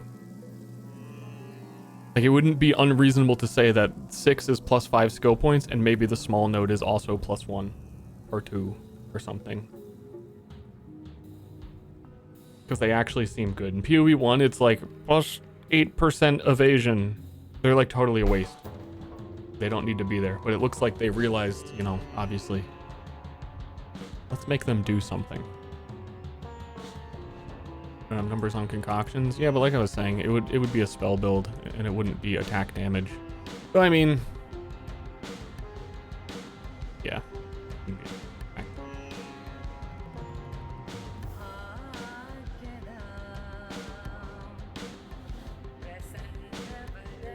And as I was pointing out as well,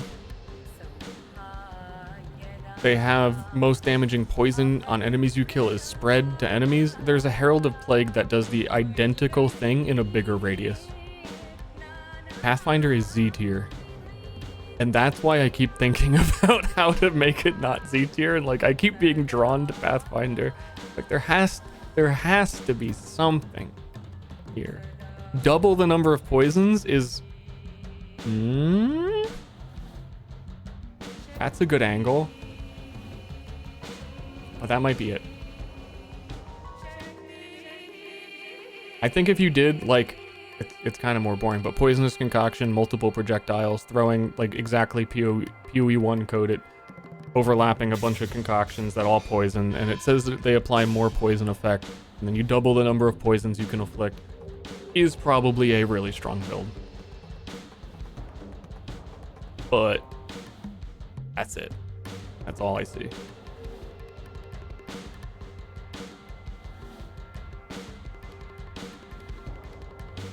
Wah, wah. Wah, wah. They're just handing you the build.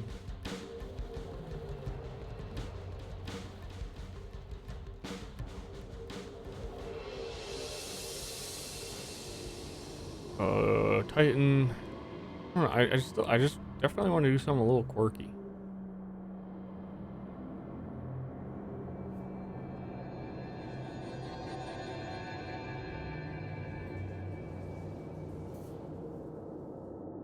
Man, that really That really goofed my vibe on the no Spectre gem.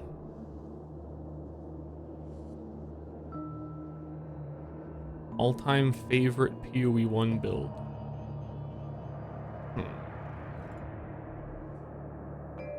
It's hard to pick just one.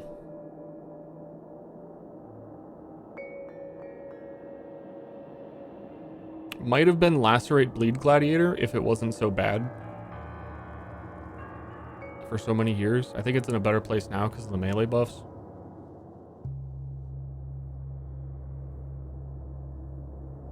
I really liked Spectral Helix. Also got 100% nerf.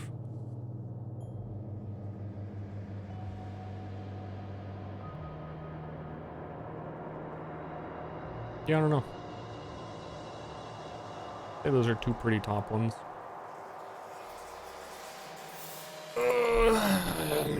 Do we just eat ass and go Infernalist?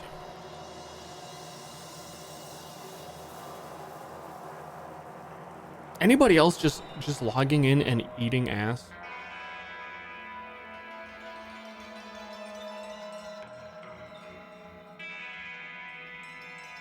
Daily? No, I wouldn't recommend it because then you're not like, maybe if there's a queue and you can't get into the servers, but otherwise I'm playing the game.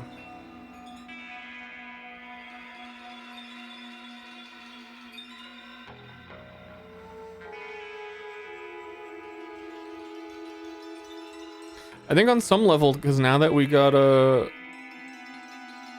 everything got ruined.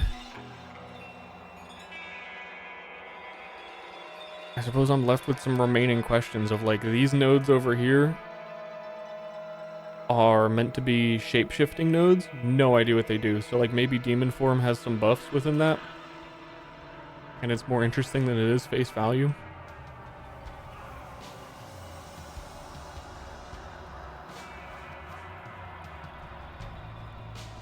I should just go Supercharged Slam guy.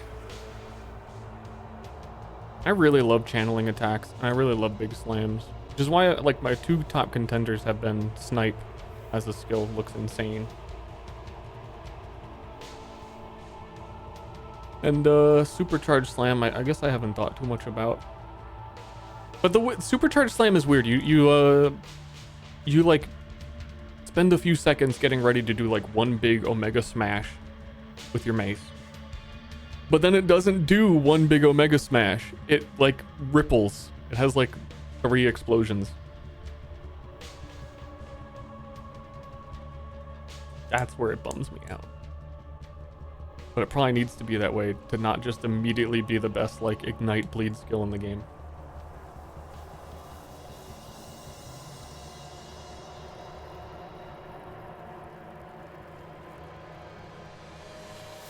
Some auto bomber interaction. It seems like they've tried to avoid most of that.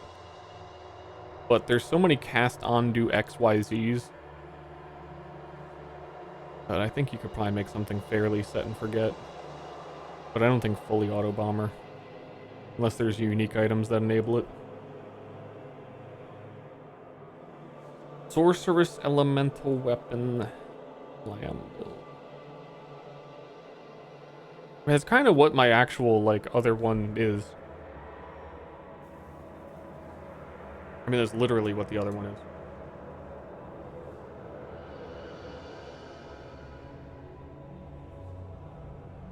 It's a whole setup of a building combo with the quarterstaff, getting 2-time power charges because you get 2-time shocks, and you can take the power charges off to, you take the shocks off to get power charges, and then Falling Thunder is the big, deals 100% more damage if power charge was consumed, 25% more damage per power charge.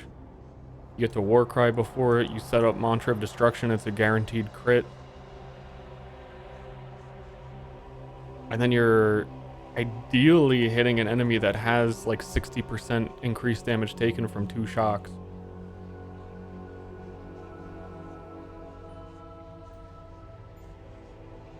I do like the look of this.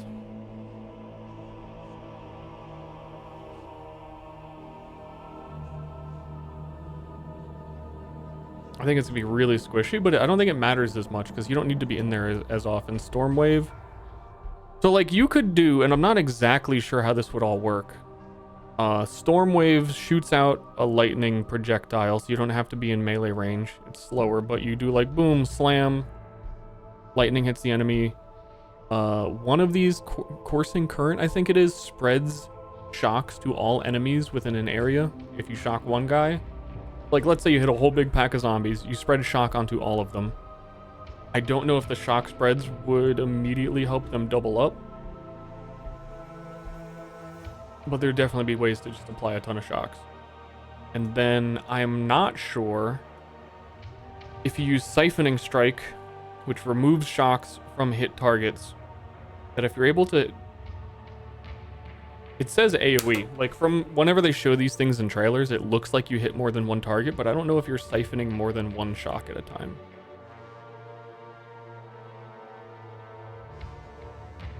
Illusion dodge roll thing that gives a power charge. I don't think you need it. This build actually generates so many power charges. I think, honestly, from all the cooking I've seen from people trying to make Flicker Strike work, I don't know how I've not seen a single person say 2x shock Siphoning Strike. Because power charges, you have to jump through so many hoops, and you have to do like the minion ritual stuff on a boss. Yeah, I think this is probably... Then you also have a 20% chance to get a power charge when you shock a chilled enemy. And you can shock one chilled enemy twice. You have 2 chances to get an extra power charge. And then we might be taking you can chill enemies twice anyway because we're on Stormweaver. Like, it seems like a fun combo, like dash to that, get the power charge, do the big slam, war cry, like a lot of things that I really like in a build. So I should probably just do it.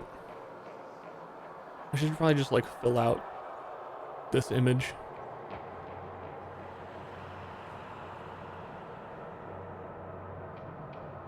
The melee coal stuff, yeah, they've specifically said they don't want to add desecrate or any corpse generation.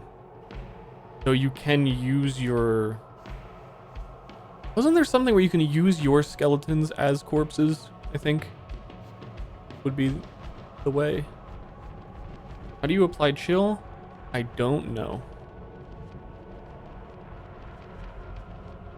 Unless we go this way, and then all damage from hits contributes to chill magnitude, and then my lightning damage would be chilling. Anyway.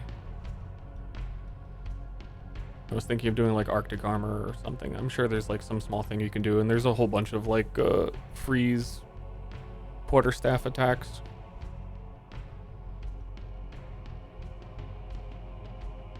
Yeah, like legitimately, if your staff has plus like 10 cold damage on it, I would be chilling.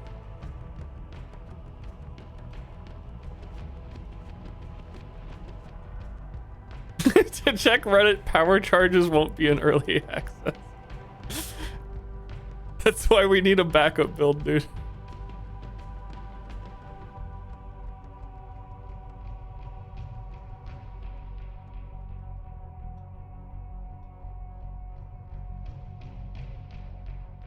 Yeah, no, I mean, this whole thing seems fun. Like building combo, managing resources, big slam. It should have a ton of clear because falling thunder projectiles pierce all targets. This also says nothing about like falling thunder can't shock. So after I falling thunder, everything will be shocked. That survives, and you can take the shocks off of them again. I really want to do because these siphoning skills are strikes. You could put calling strike on it and like behead, which lets you take the rare monster mods, which sounds fun. I guess I'm locked in. They fucking like I had cooked like 3 different Spectre builds, and my whole thing was that I want to play a Spectre build as the first thing to go through the game to like learn all the minion types and like have fun collecting my Pokemons, and it's not in the game. So of all of my things that are like, oh, I wonder if I'll do, like, it's just not there. So it's either this or basic ass bow Jedi, which does not sound exciting. I feel like I'd be much happier after day 1, like especially if I do end up making a video. If my video was like, hey, here's build 1, I equipped a fucking bow and I used it. Not where I want to be.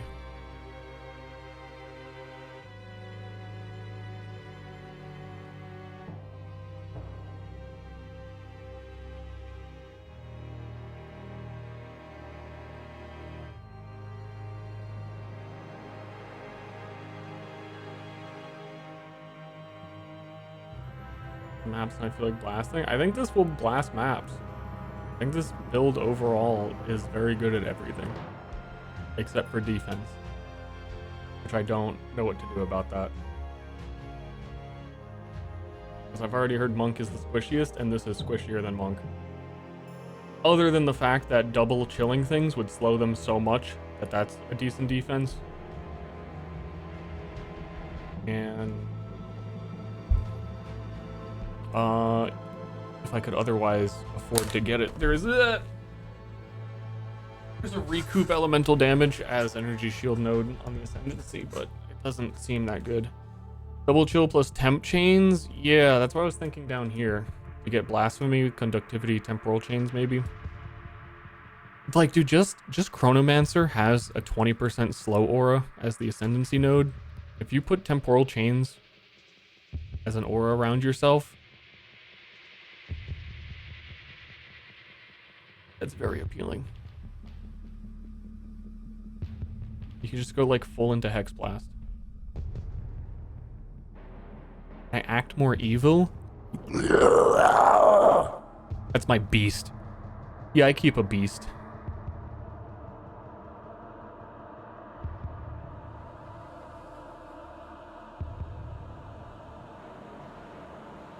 First straw has come in clutch. Coming in clutch to save the day. I had randomly heard that this whole monk starting area was reworked. Wouldn't read too much into it. It's just that the early game pathing is it's gonna, the build might suck to start because you're a melee Stormweaver. But I was thinking of just going minions until you can get the stuff you need. Minion start seems incredibly strong. That's part of what I was excited for with Gemling as well, is that you can get a scepter at level 1 that has 100 spirit on it. Like Witch just gets it, or you could buy one in town. And you don't even get 30 spirit on any other character if you're not using a scepter until you've killed like Brutus, like halfway through Act 1 type of boss. So just having extra minions through spirit seemed like the way to go. And you can respec now, so I probably would play like minions until level. Let me think about this. 1, 2, 3, 4, 5, 6, 8, 10.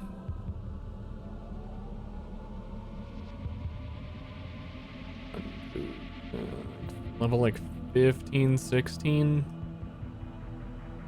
As I start getting like Herald of Thunder and stuff, I'd have to pass through this to get that power charge node. Don't know what it does. There's a lightning node here. Don't know what it does.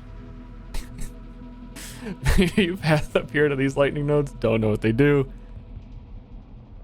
Definitely need that power charge one right there. And then there's the generate power charges. Here's the lightning node. Don't know what it does. When I say I don't know what defenses are gonna look like, I don't even know what any of the skill tree looks like, so who knows.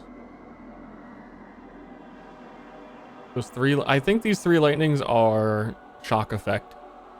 I probably do want them. And that node right there is crazy. Cold damage on lightning. That is what I've been guessing as well, because we have heat shiver right here. 25% of cold damage is extra fire. That there should be a replica heat shiver in this area type heat. And then that'll also be how we chill. Yeah, I should do this build.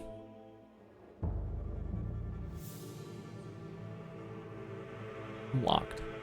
I'm popped and I'm locked. What is that one? Quarterstaff skills that consume power charges count as consuming an additional charge.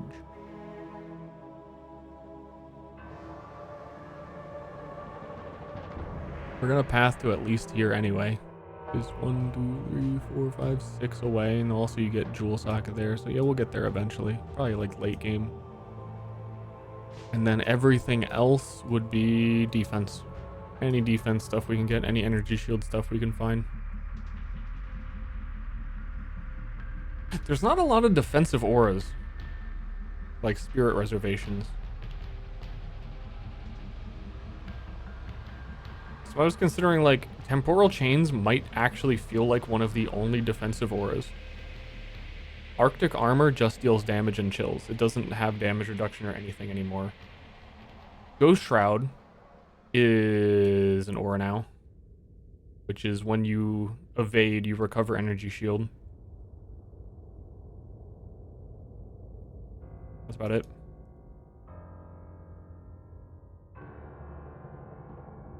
Don't like tank players, huh?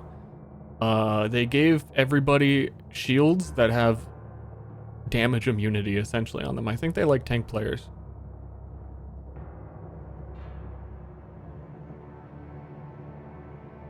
Honest to goodness? It's just that there's no like block nodes up here. That I might even just weapon swap raise shield.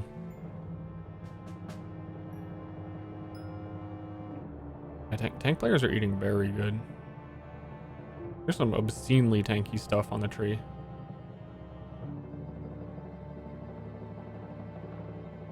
Three and a half hours till preloading. Yeah, we're probably gonna get the full tree revealed shortly after that. And then I could plan this a little bit better. Even thinking, I was thinking that anointing, the power charge thing might be enough. Wait, isn't there... There should be another power charge node out into the distance. But I can't search it. Who knows? Who cares? And who knows?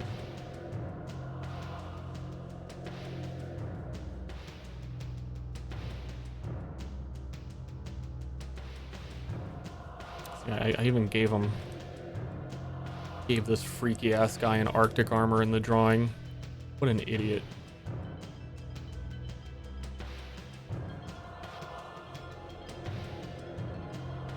What a fool.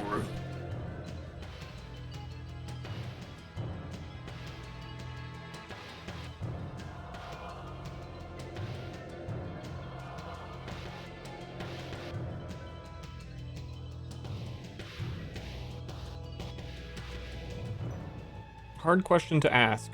I want to play Merc or Monk. Wait, no, there's no question mark. Yeah, I don't know.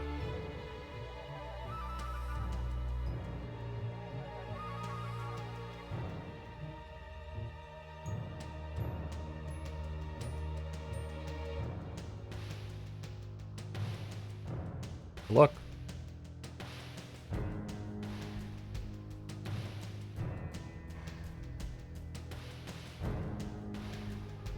I don't know if we're actually going to Infernal Cry.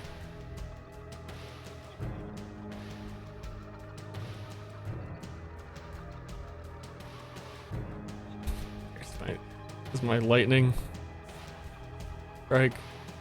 You got to have all the elements in here. Very important. No one's going to understand the build unless you've got all the elements drawn out to be fully comprehended.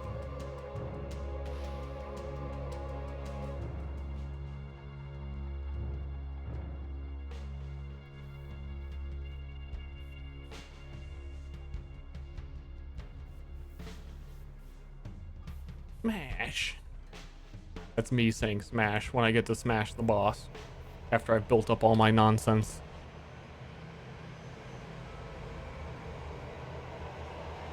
Elemental equilibrium work with this? Nope. You have to alternate. Wait, am I thinking of the other one? But also, if I'm thinking of the other one, The answer is no to both. Yeah, we're hitting with multiple elements at the same time. So we would just lose exposure to everything. And we would do less damage.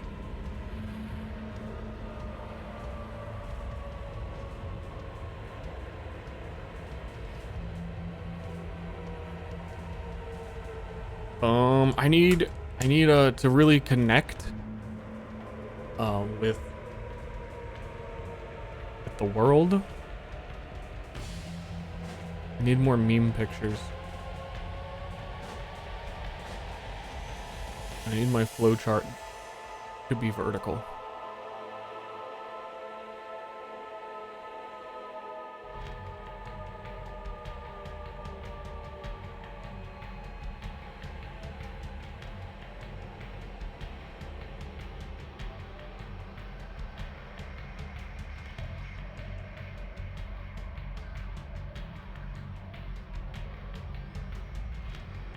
Elemental expression, monk ascendancy, invoker. Do I think monk would be good using the monk skills? Probably. I mean, definitely. Kind of undermine. I think monk is incredibly strong. Like if we were to tier list the ascendancies, the invoker one is pretty high up for me.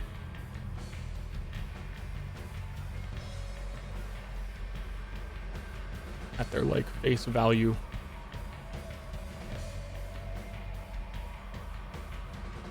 What are we looking at for? I don't know what we're looking at for my supports on like the actual final attack.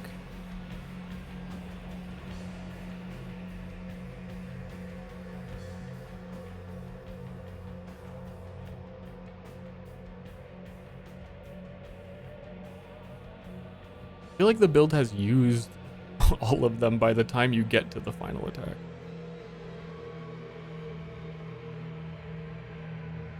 And then melee damage is melee physical. Overrise.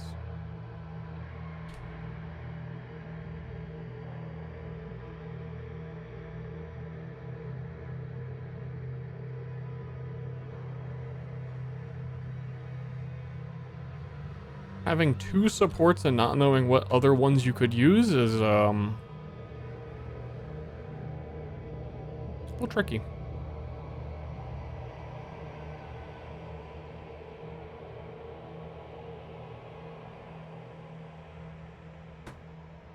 Let me figure that out before I commit, because that's kind of a huge hole.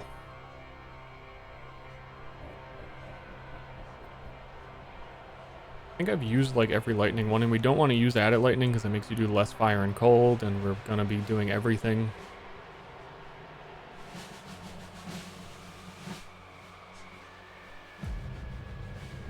Elemental discharge. The spell, no.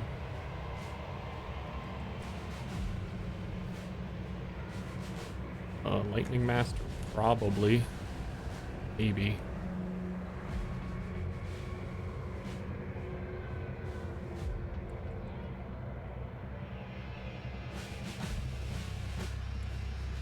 Yeah, perpetual charge would be good. Probably all the charge things then. There's another one.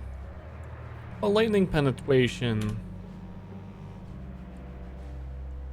I've been super paranoid. I got one guide by a chatter who said they made it so that penetration can't go negative anymore, and I've been like, there's no that's not true. But is it? It kind of makes sense because there is so much penetration on the tree that it seems like you could get insanely negative resistances now. That is what I've heard. That's kind of scaring me.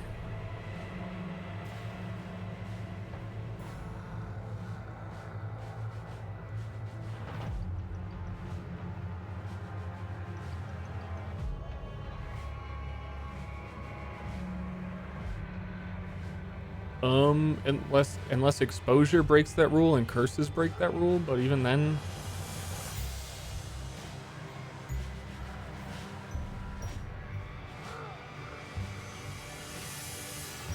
As an engineer obsessed with optimizing builds, dude, like, that's why Path of Exile has so many third-party tools. And everyone's like, man, game's too complicated. There's all these, like, external tools. Yeah, because you have, like, engineers playing the fucking game and programmers and everyone who just wants to, like, problem-solve shit. Charge.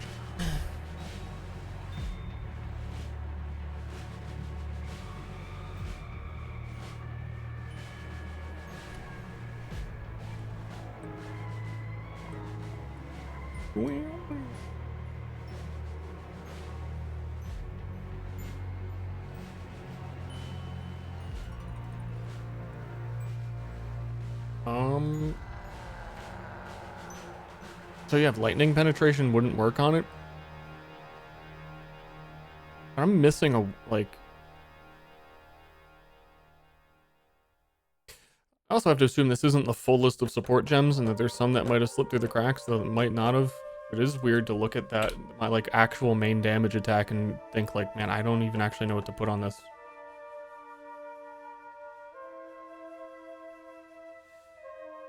But also, PoE2, not every single thing is damage.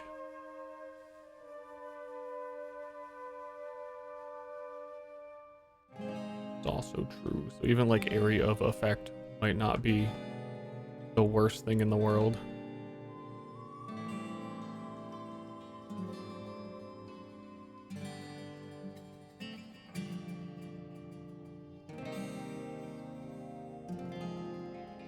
Close combat.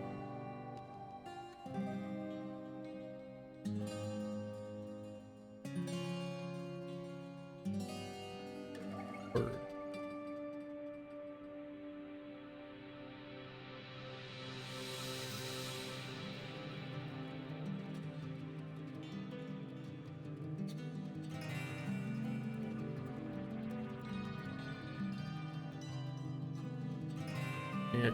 Lightning exposure is on an earlier thing. You don't want to put that on your main thing because lightning exposure makes it deal less damage. But, like, we start with siphoning strike to gain our power charges. If we kill something with it, we get innervate, gives all of our skills more lightning damage. I forget what shock siphon even does. There's so many layers in here, like, just wanting to have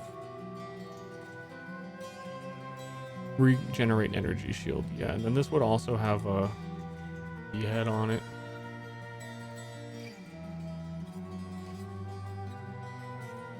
I don't need to have, like, absolutely everything listed. Or maybe I do, because someone from chat is gonna wonder. Who knows? Most of the lightning things are on either Tempest, Flurry, or Storm Wave. You get the lightning exposure and the shock spread and all of that, and more shock effect.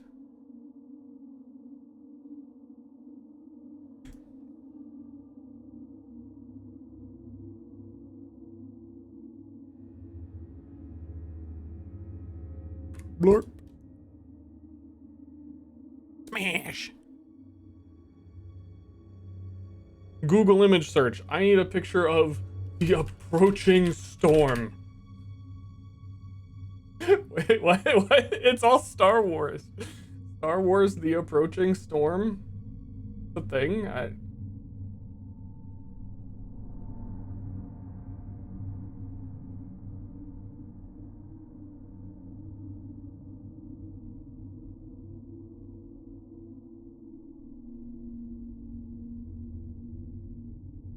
My guy. I don't have my layers anymore. Like a fucking toddler's vision board. I just need a picture of lightning so everyone knows where I'm coming from. Lightning's fucking cool. Don't question it. Bind Spectre won't be working. There goes my build idea. Yeah, same boat. Probably a lot of people's boats. It's a very cool skill.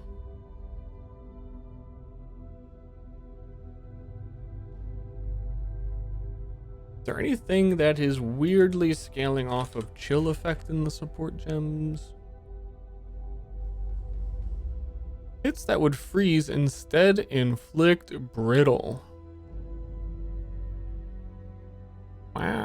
Brittle is increased flat crit chance. It's very good.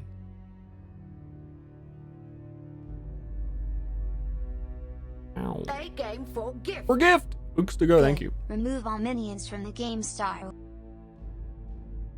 Can't do that. Wait a minute, you can't do that.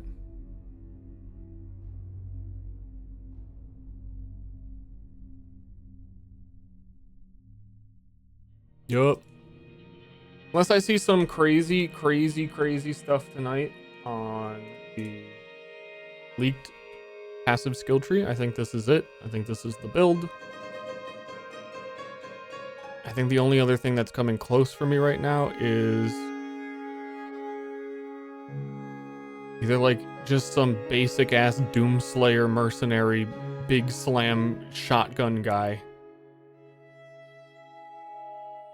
or Snipe Deadeye, or Snipe Pathfinder, if I can come to any conclusion on why Pathfinder looks any bit good.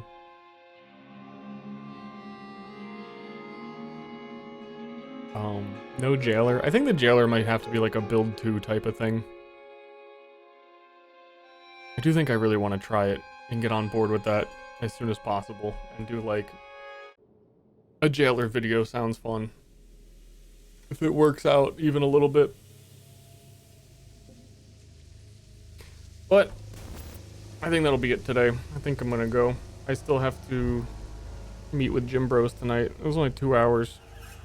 But I how many people are still like just, I don't know, gonna milk it for 8 hours a day, every day? Lots of people. The answer is lots of people with a lot of viewers. And I would certainly stall for longer with more viewers. My chat loves Path of Exile. Dude, the PoE2 situation, it is insane. I just like, I don't know, I have like another hour or two that I could hang out, but I just don't even know what to look at anymore. There's like absolutely nothing. I could...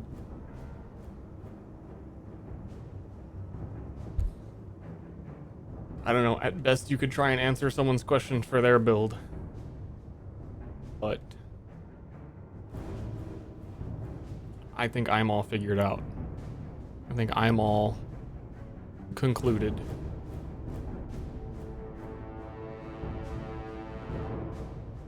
I have every answer. I'm a genius. There's nothing else.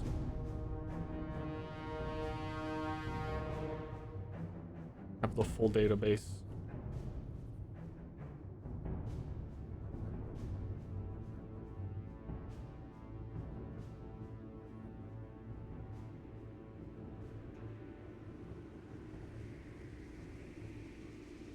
Quirky arrow.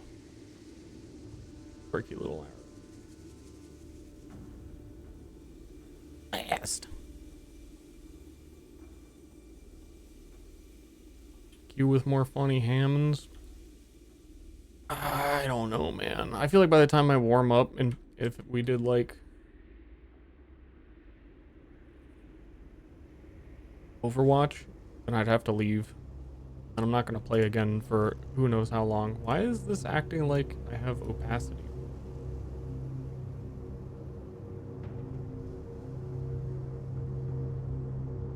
Pressure.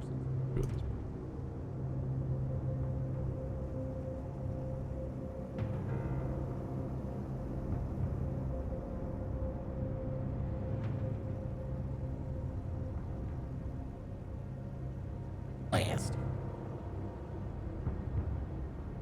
Other tubers build videos and call them trash.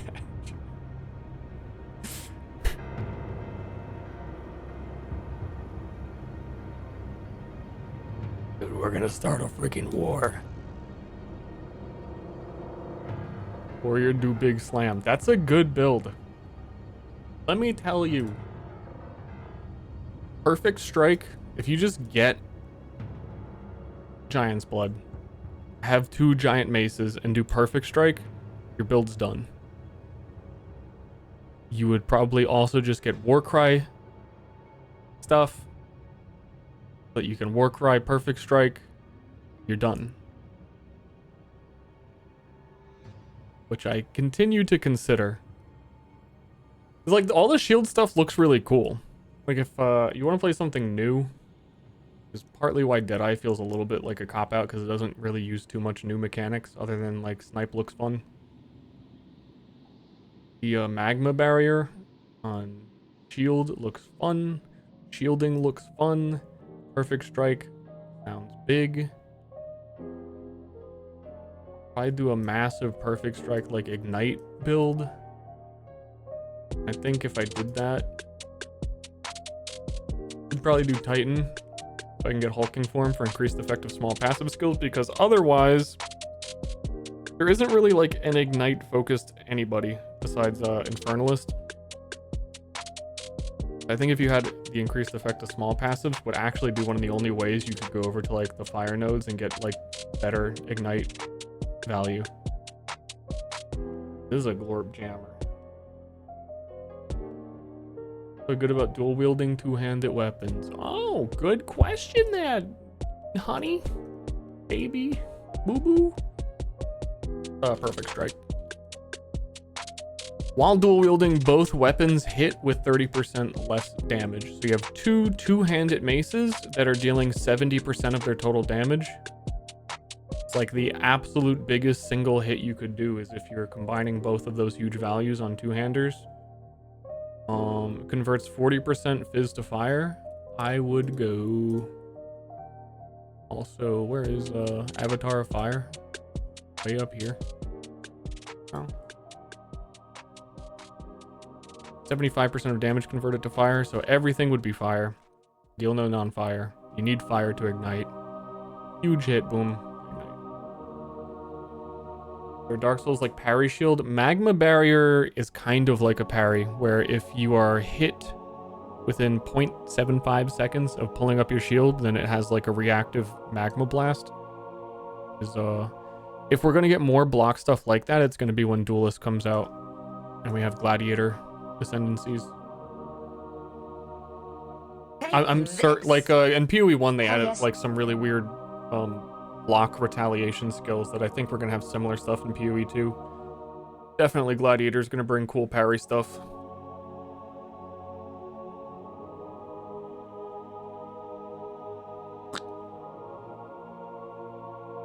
Oh, elemental expression.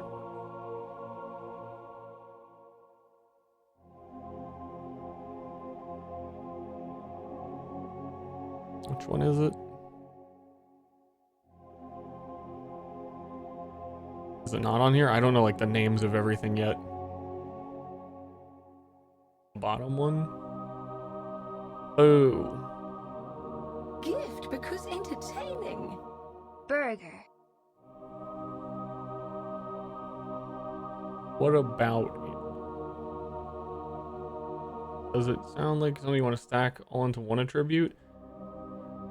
If this is anything like the PoE1 counterparts, it's that if you want the lightning wave to appear,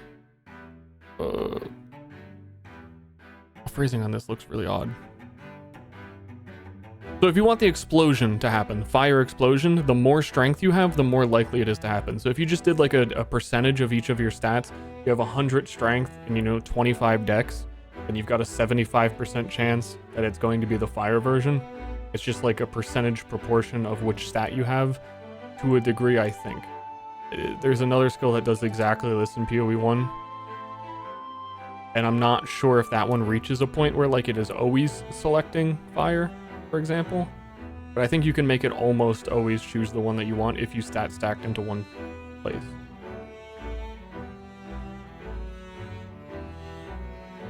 Penguin Balls of Snow. Hell yes, thanks for subbing.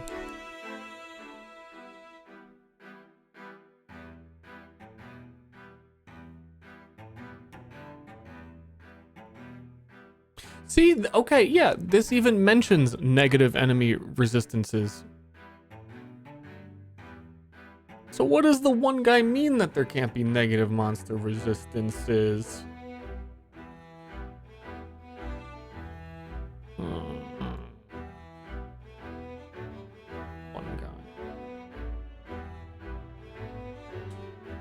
confused about pen, dude. I'm still confused about penetration.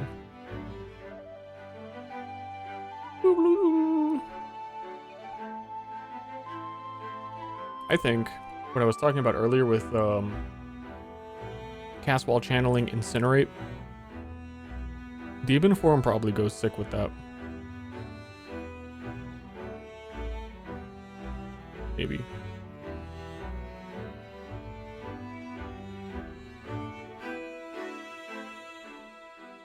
Yeah, maybe. I don't know. Don't know how to solve mana. How hard do you think it'll be sustained demon form? There's a couple of different ways to interpret it. Where it says, every second you remain in demon form causes your life to be lost at an ever increasing rate.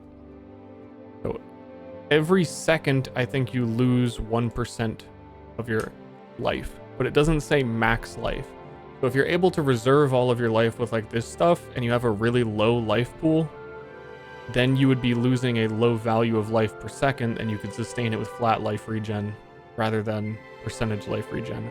Also, there's a world where you have the maximum 10 demon flame and you could get it to like be in equilibrium on your health bar. So let's say I don't check my math here, but it's hard to get across what I'm saying if you don't get it. That if you're at 30% of your life, then you're losing 30% of your life. No, don't check the math.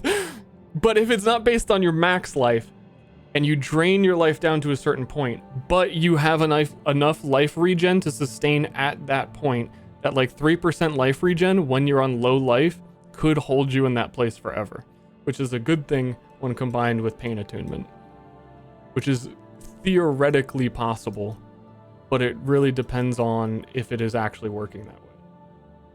Petrified Blood-In? I don't think so. Couldn't be. There's like things that are similar to Petrified Blood on ascendancies, like Chronomancer, I think. Chaos Inoculation, yes, is in game. Wonder how it would interact with that. Demon Form says it ends when you get to 1 life, so you can't use CI.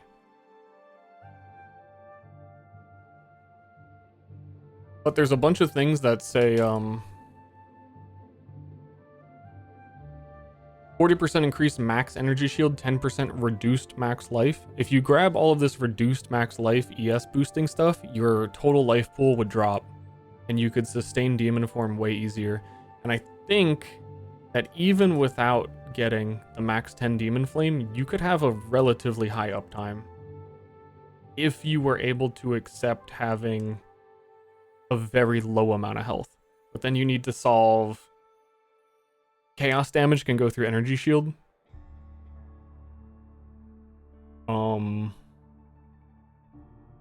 That's the big one. And I think a lot of people want to solve that with the take damage from your mana before your life first. Mind over matter. Where like they've moved every keystone around, so I look like a bumbling dum-dum whenever I'm trying to find stuff now. All damage is taken from mana before life. I think they've even changed it once or twice, whether or not the life drain from demon form. I think it is the case now, and it will be in early access, that it counts as damage, so you can't use mind over matter in Eternal Youth. Normally it wouldn't. There's I don't know, there's so many weird interactions with it where it's really hard to say specifically how you would do it, because you need to be able to like test it first and see which interpretation is true. But it doesn't sound like it's going to be too hard to sustain if you go for it, honestly.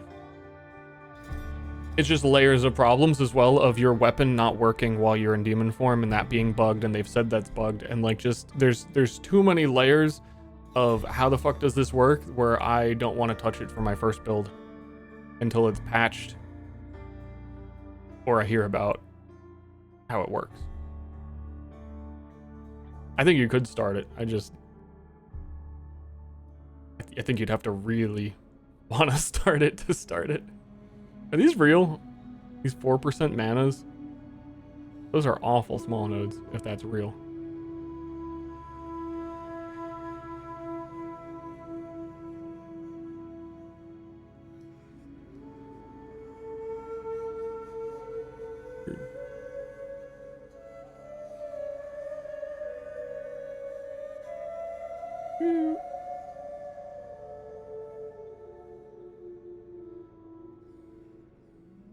Nothing left today. Listen, here's the thing. Go into the PoE2 section.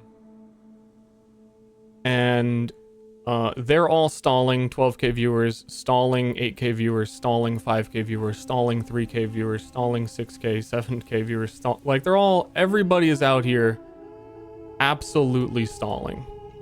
Why not me? Why can't it also be me that people want to hear talk about nothing? Oh no, I love it. The waiting room.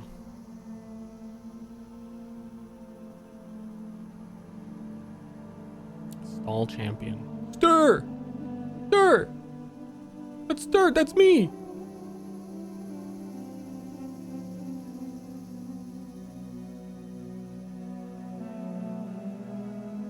I'm seeing my own, wait, I'm lost. I'm seeing my own mouse on my own screen. What is it? Oh. I was holding it down with my pen on my tablet. I couldn't move it. That's what was happening. And it looked like it was moving in the infinite realm.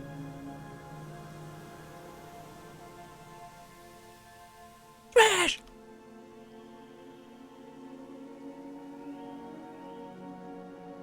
Smash, blast,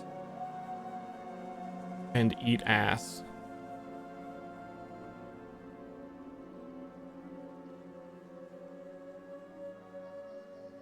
Fun fact.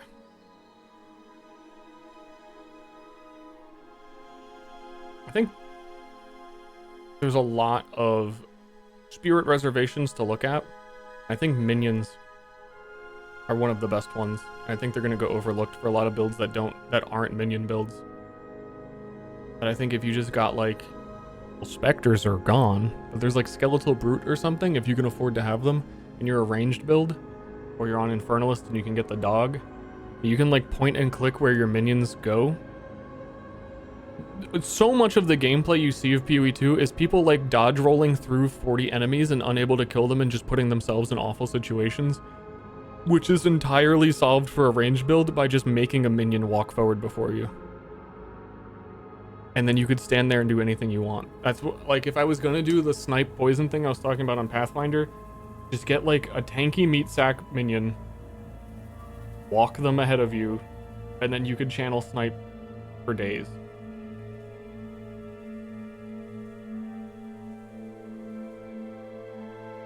Pretty roof. Yeah, it sounds pretty roof. Didn't know I play PoE? Yeah. Talk about it a lot.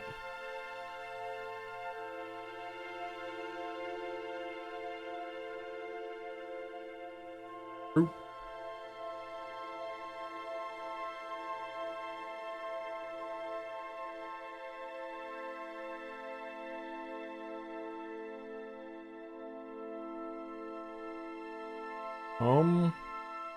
Yeah. Still fairly done though. I missed the draw. The other build was putting so much effort. It was looking so good.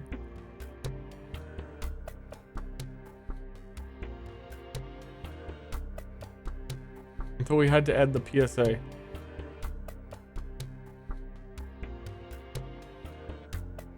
One feels lame. All I have is one guy smashing. There's not even a fucking dinosaur on this build.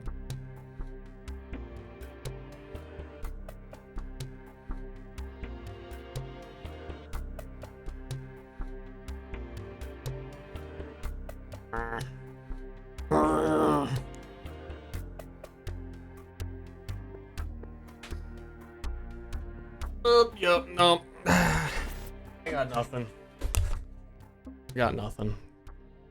been thinking about it for like 5 years, but also for the last week. There's nothing left. Thanks for coming. See you guys tomorrow.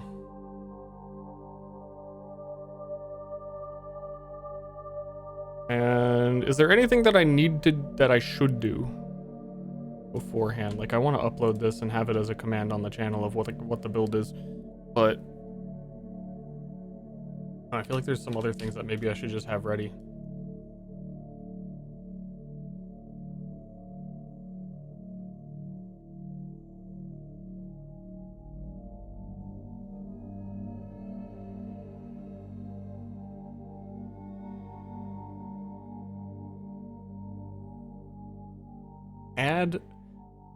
Yeah, I don't think I would be ready to play unless I had that emote. Don't we have like 3 different thinking emotes?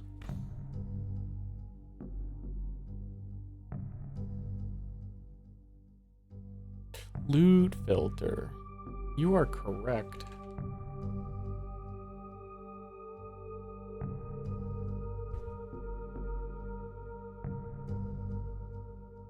I think I'm gonna be too lazy.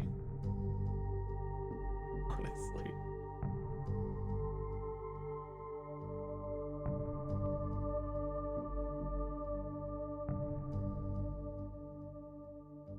I'll do that right now.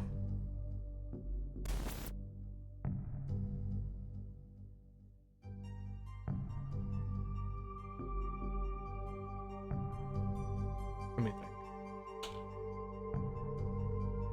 Think of the likelihood that it won't work at all. Older this is even in.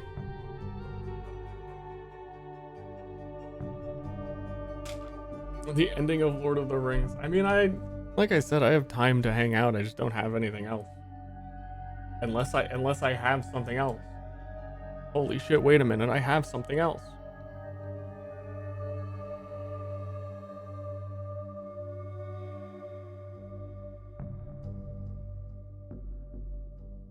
Wait a minute.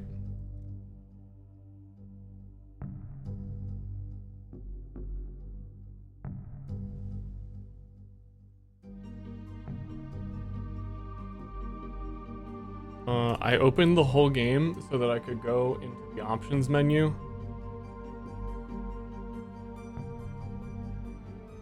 Because there is definitely a spot where it opens the item filter folder for you. That's why I'm here.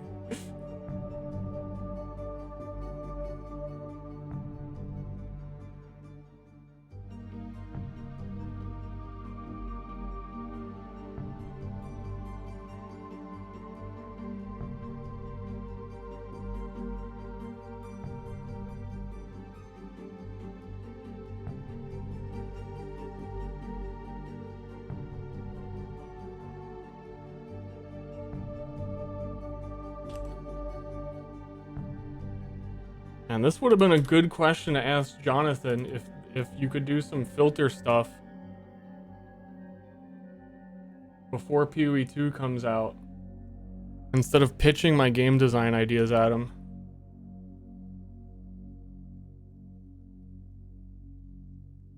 My theory is that it's all, I mean, it is PoE. It's all going to be the same. There's no reason that any of this should change. So we have things like this. The way it appears is that stackable currency, if it's a stack size, blah, blah, blah, and it's any of these things, you could just like base type equals chaos orb. Chaos orbs are going to be in PoE2. Set all the stuff and have a loot filter sound ready for it.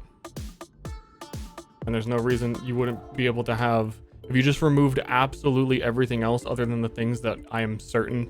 I just want to change the sounds. I think there's even more generic. I think these are the ones that I had done.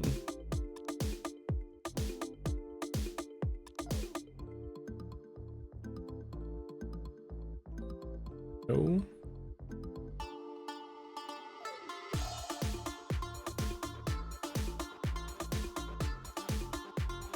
I don't think you need the hashtag filter blade thing. I think you just have, if you have this, you're good. I don't know if you need like a hashtag before it or how this filtering works exactly. Like this one has a hide hashtag. You know what I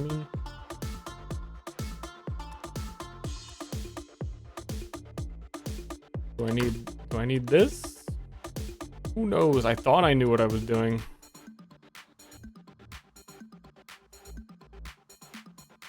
Okay, this is not the way.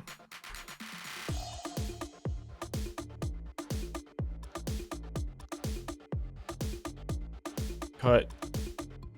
Delete. Chaos orb. Plays chaos.mp3. That's all I want. Do that, copy that. For everything else we know is in the game. Like, what is it? Orb of augmentation. You have to make sure you have like the name correct.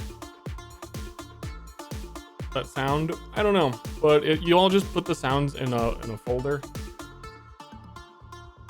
Like this entire folder is filled with all of my sounds. They would be the same ones that I used for the last League Start and Settlers and Kraken used, so a lot of these are like just goofy weirdo sounds. And then some of the loot filter ones for like actual speedrunning. I would play them, but I think they're gonna be insanely loud. Let me drop my volume all the way down. Oh, I know what that is. Was that too loud or hold up?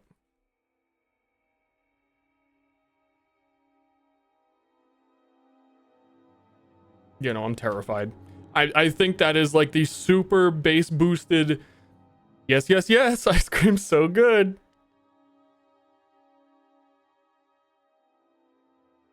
For some reason, they're not playing. Oh, it is literally muted in the program.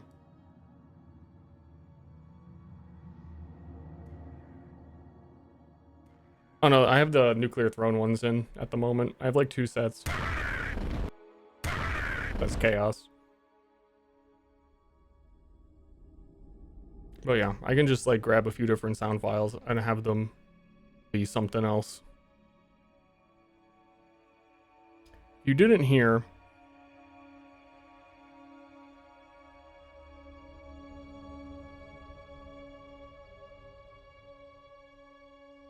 I don't know if I can find it. I don't think it's in here. I set up a really goofy one for Kraken that was like if exactly 16 whetstones drop. Oh, there it is, 13 whetstones. Oh my god, I can't believe you dropped exactly 13 whetstones. That is absolutely I made him do fucking it. pink. Do it again, you little dirty boy. Do it. I made him do it, and the funny part is, he did do it again. He listened. I got him. Yeah, almost infinite loop.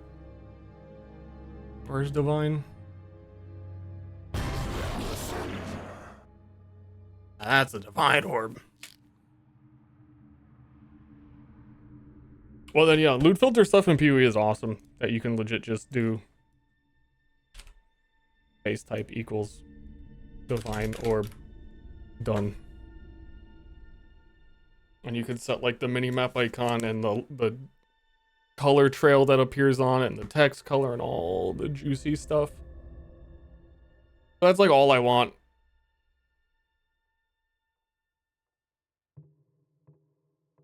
I should have an exalted orb, and that's like all that I care about.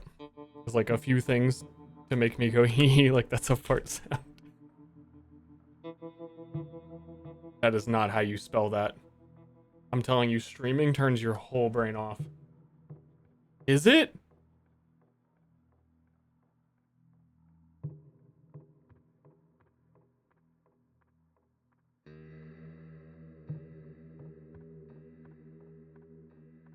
eggs, yeah, I'm like, what am I looking at?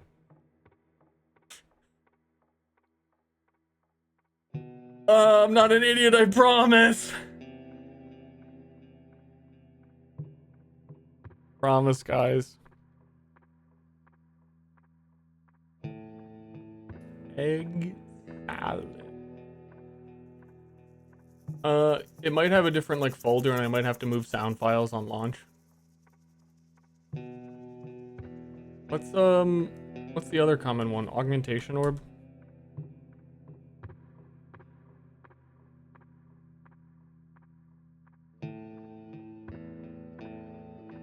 Just forget if they're called like orb of augmentation. I'm pretty sure it's orb of augmentation is the actual name.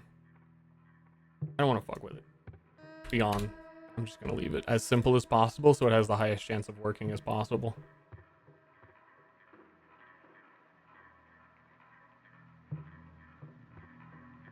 Create a short.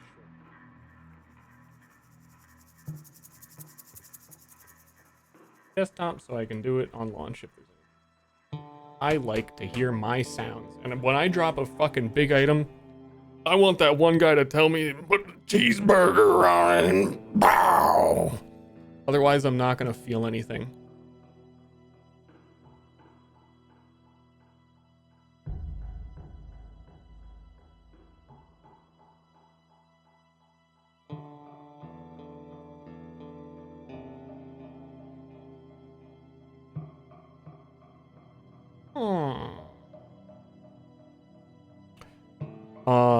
Are we done? Check number 3.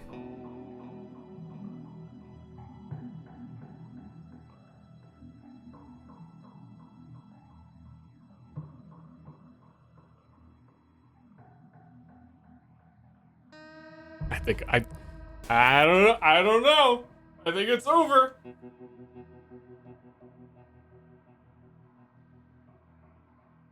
I don't know.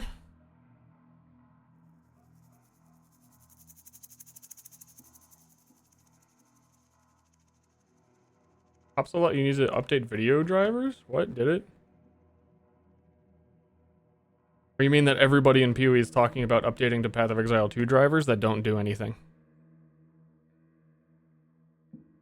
It has like DLSS and NVIDIA Reflex or whatever it's called works with PoE2. Every time I've enabled NVIDIA Reflex in any game, it has reduced the performance by like 10,000%. It basically ruins any game for me. There was a PC gaming showcase. What? Fuck that. I'm gonna go. I gotta get something to eat before gym tonight with the boys. And then I need to tell the boys that they're never gonna see me again because Path of Exile 2 is coming out and they need to plan around that.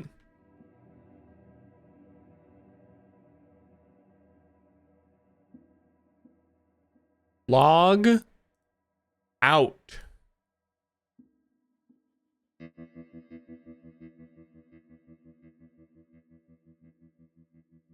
In a second.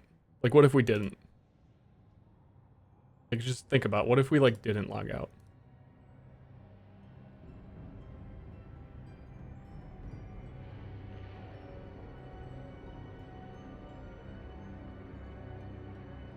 Think about it.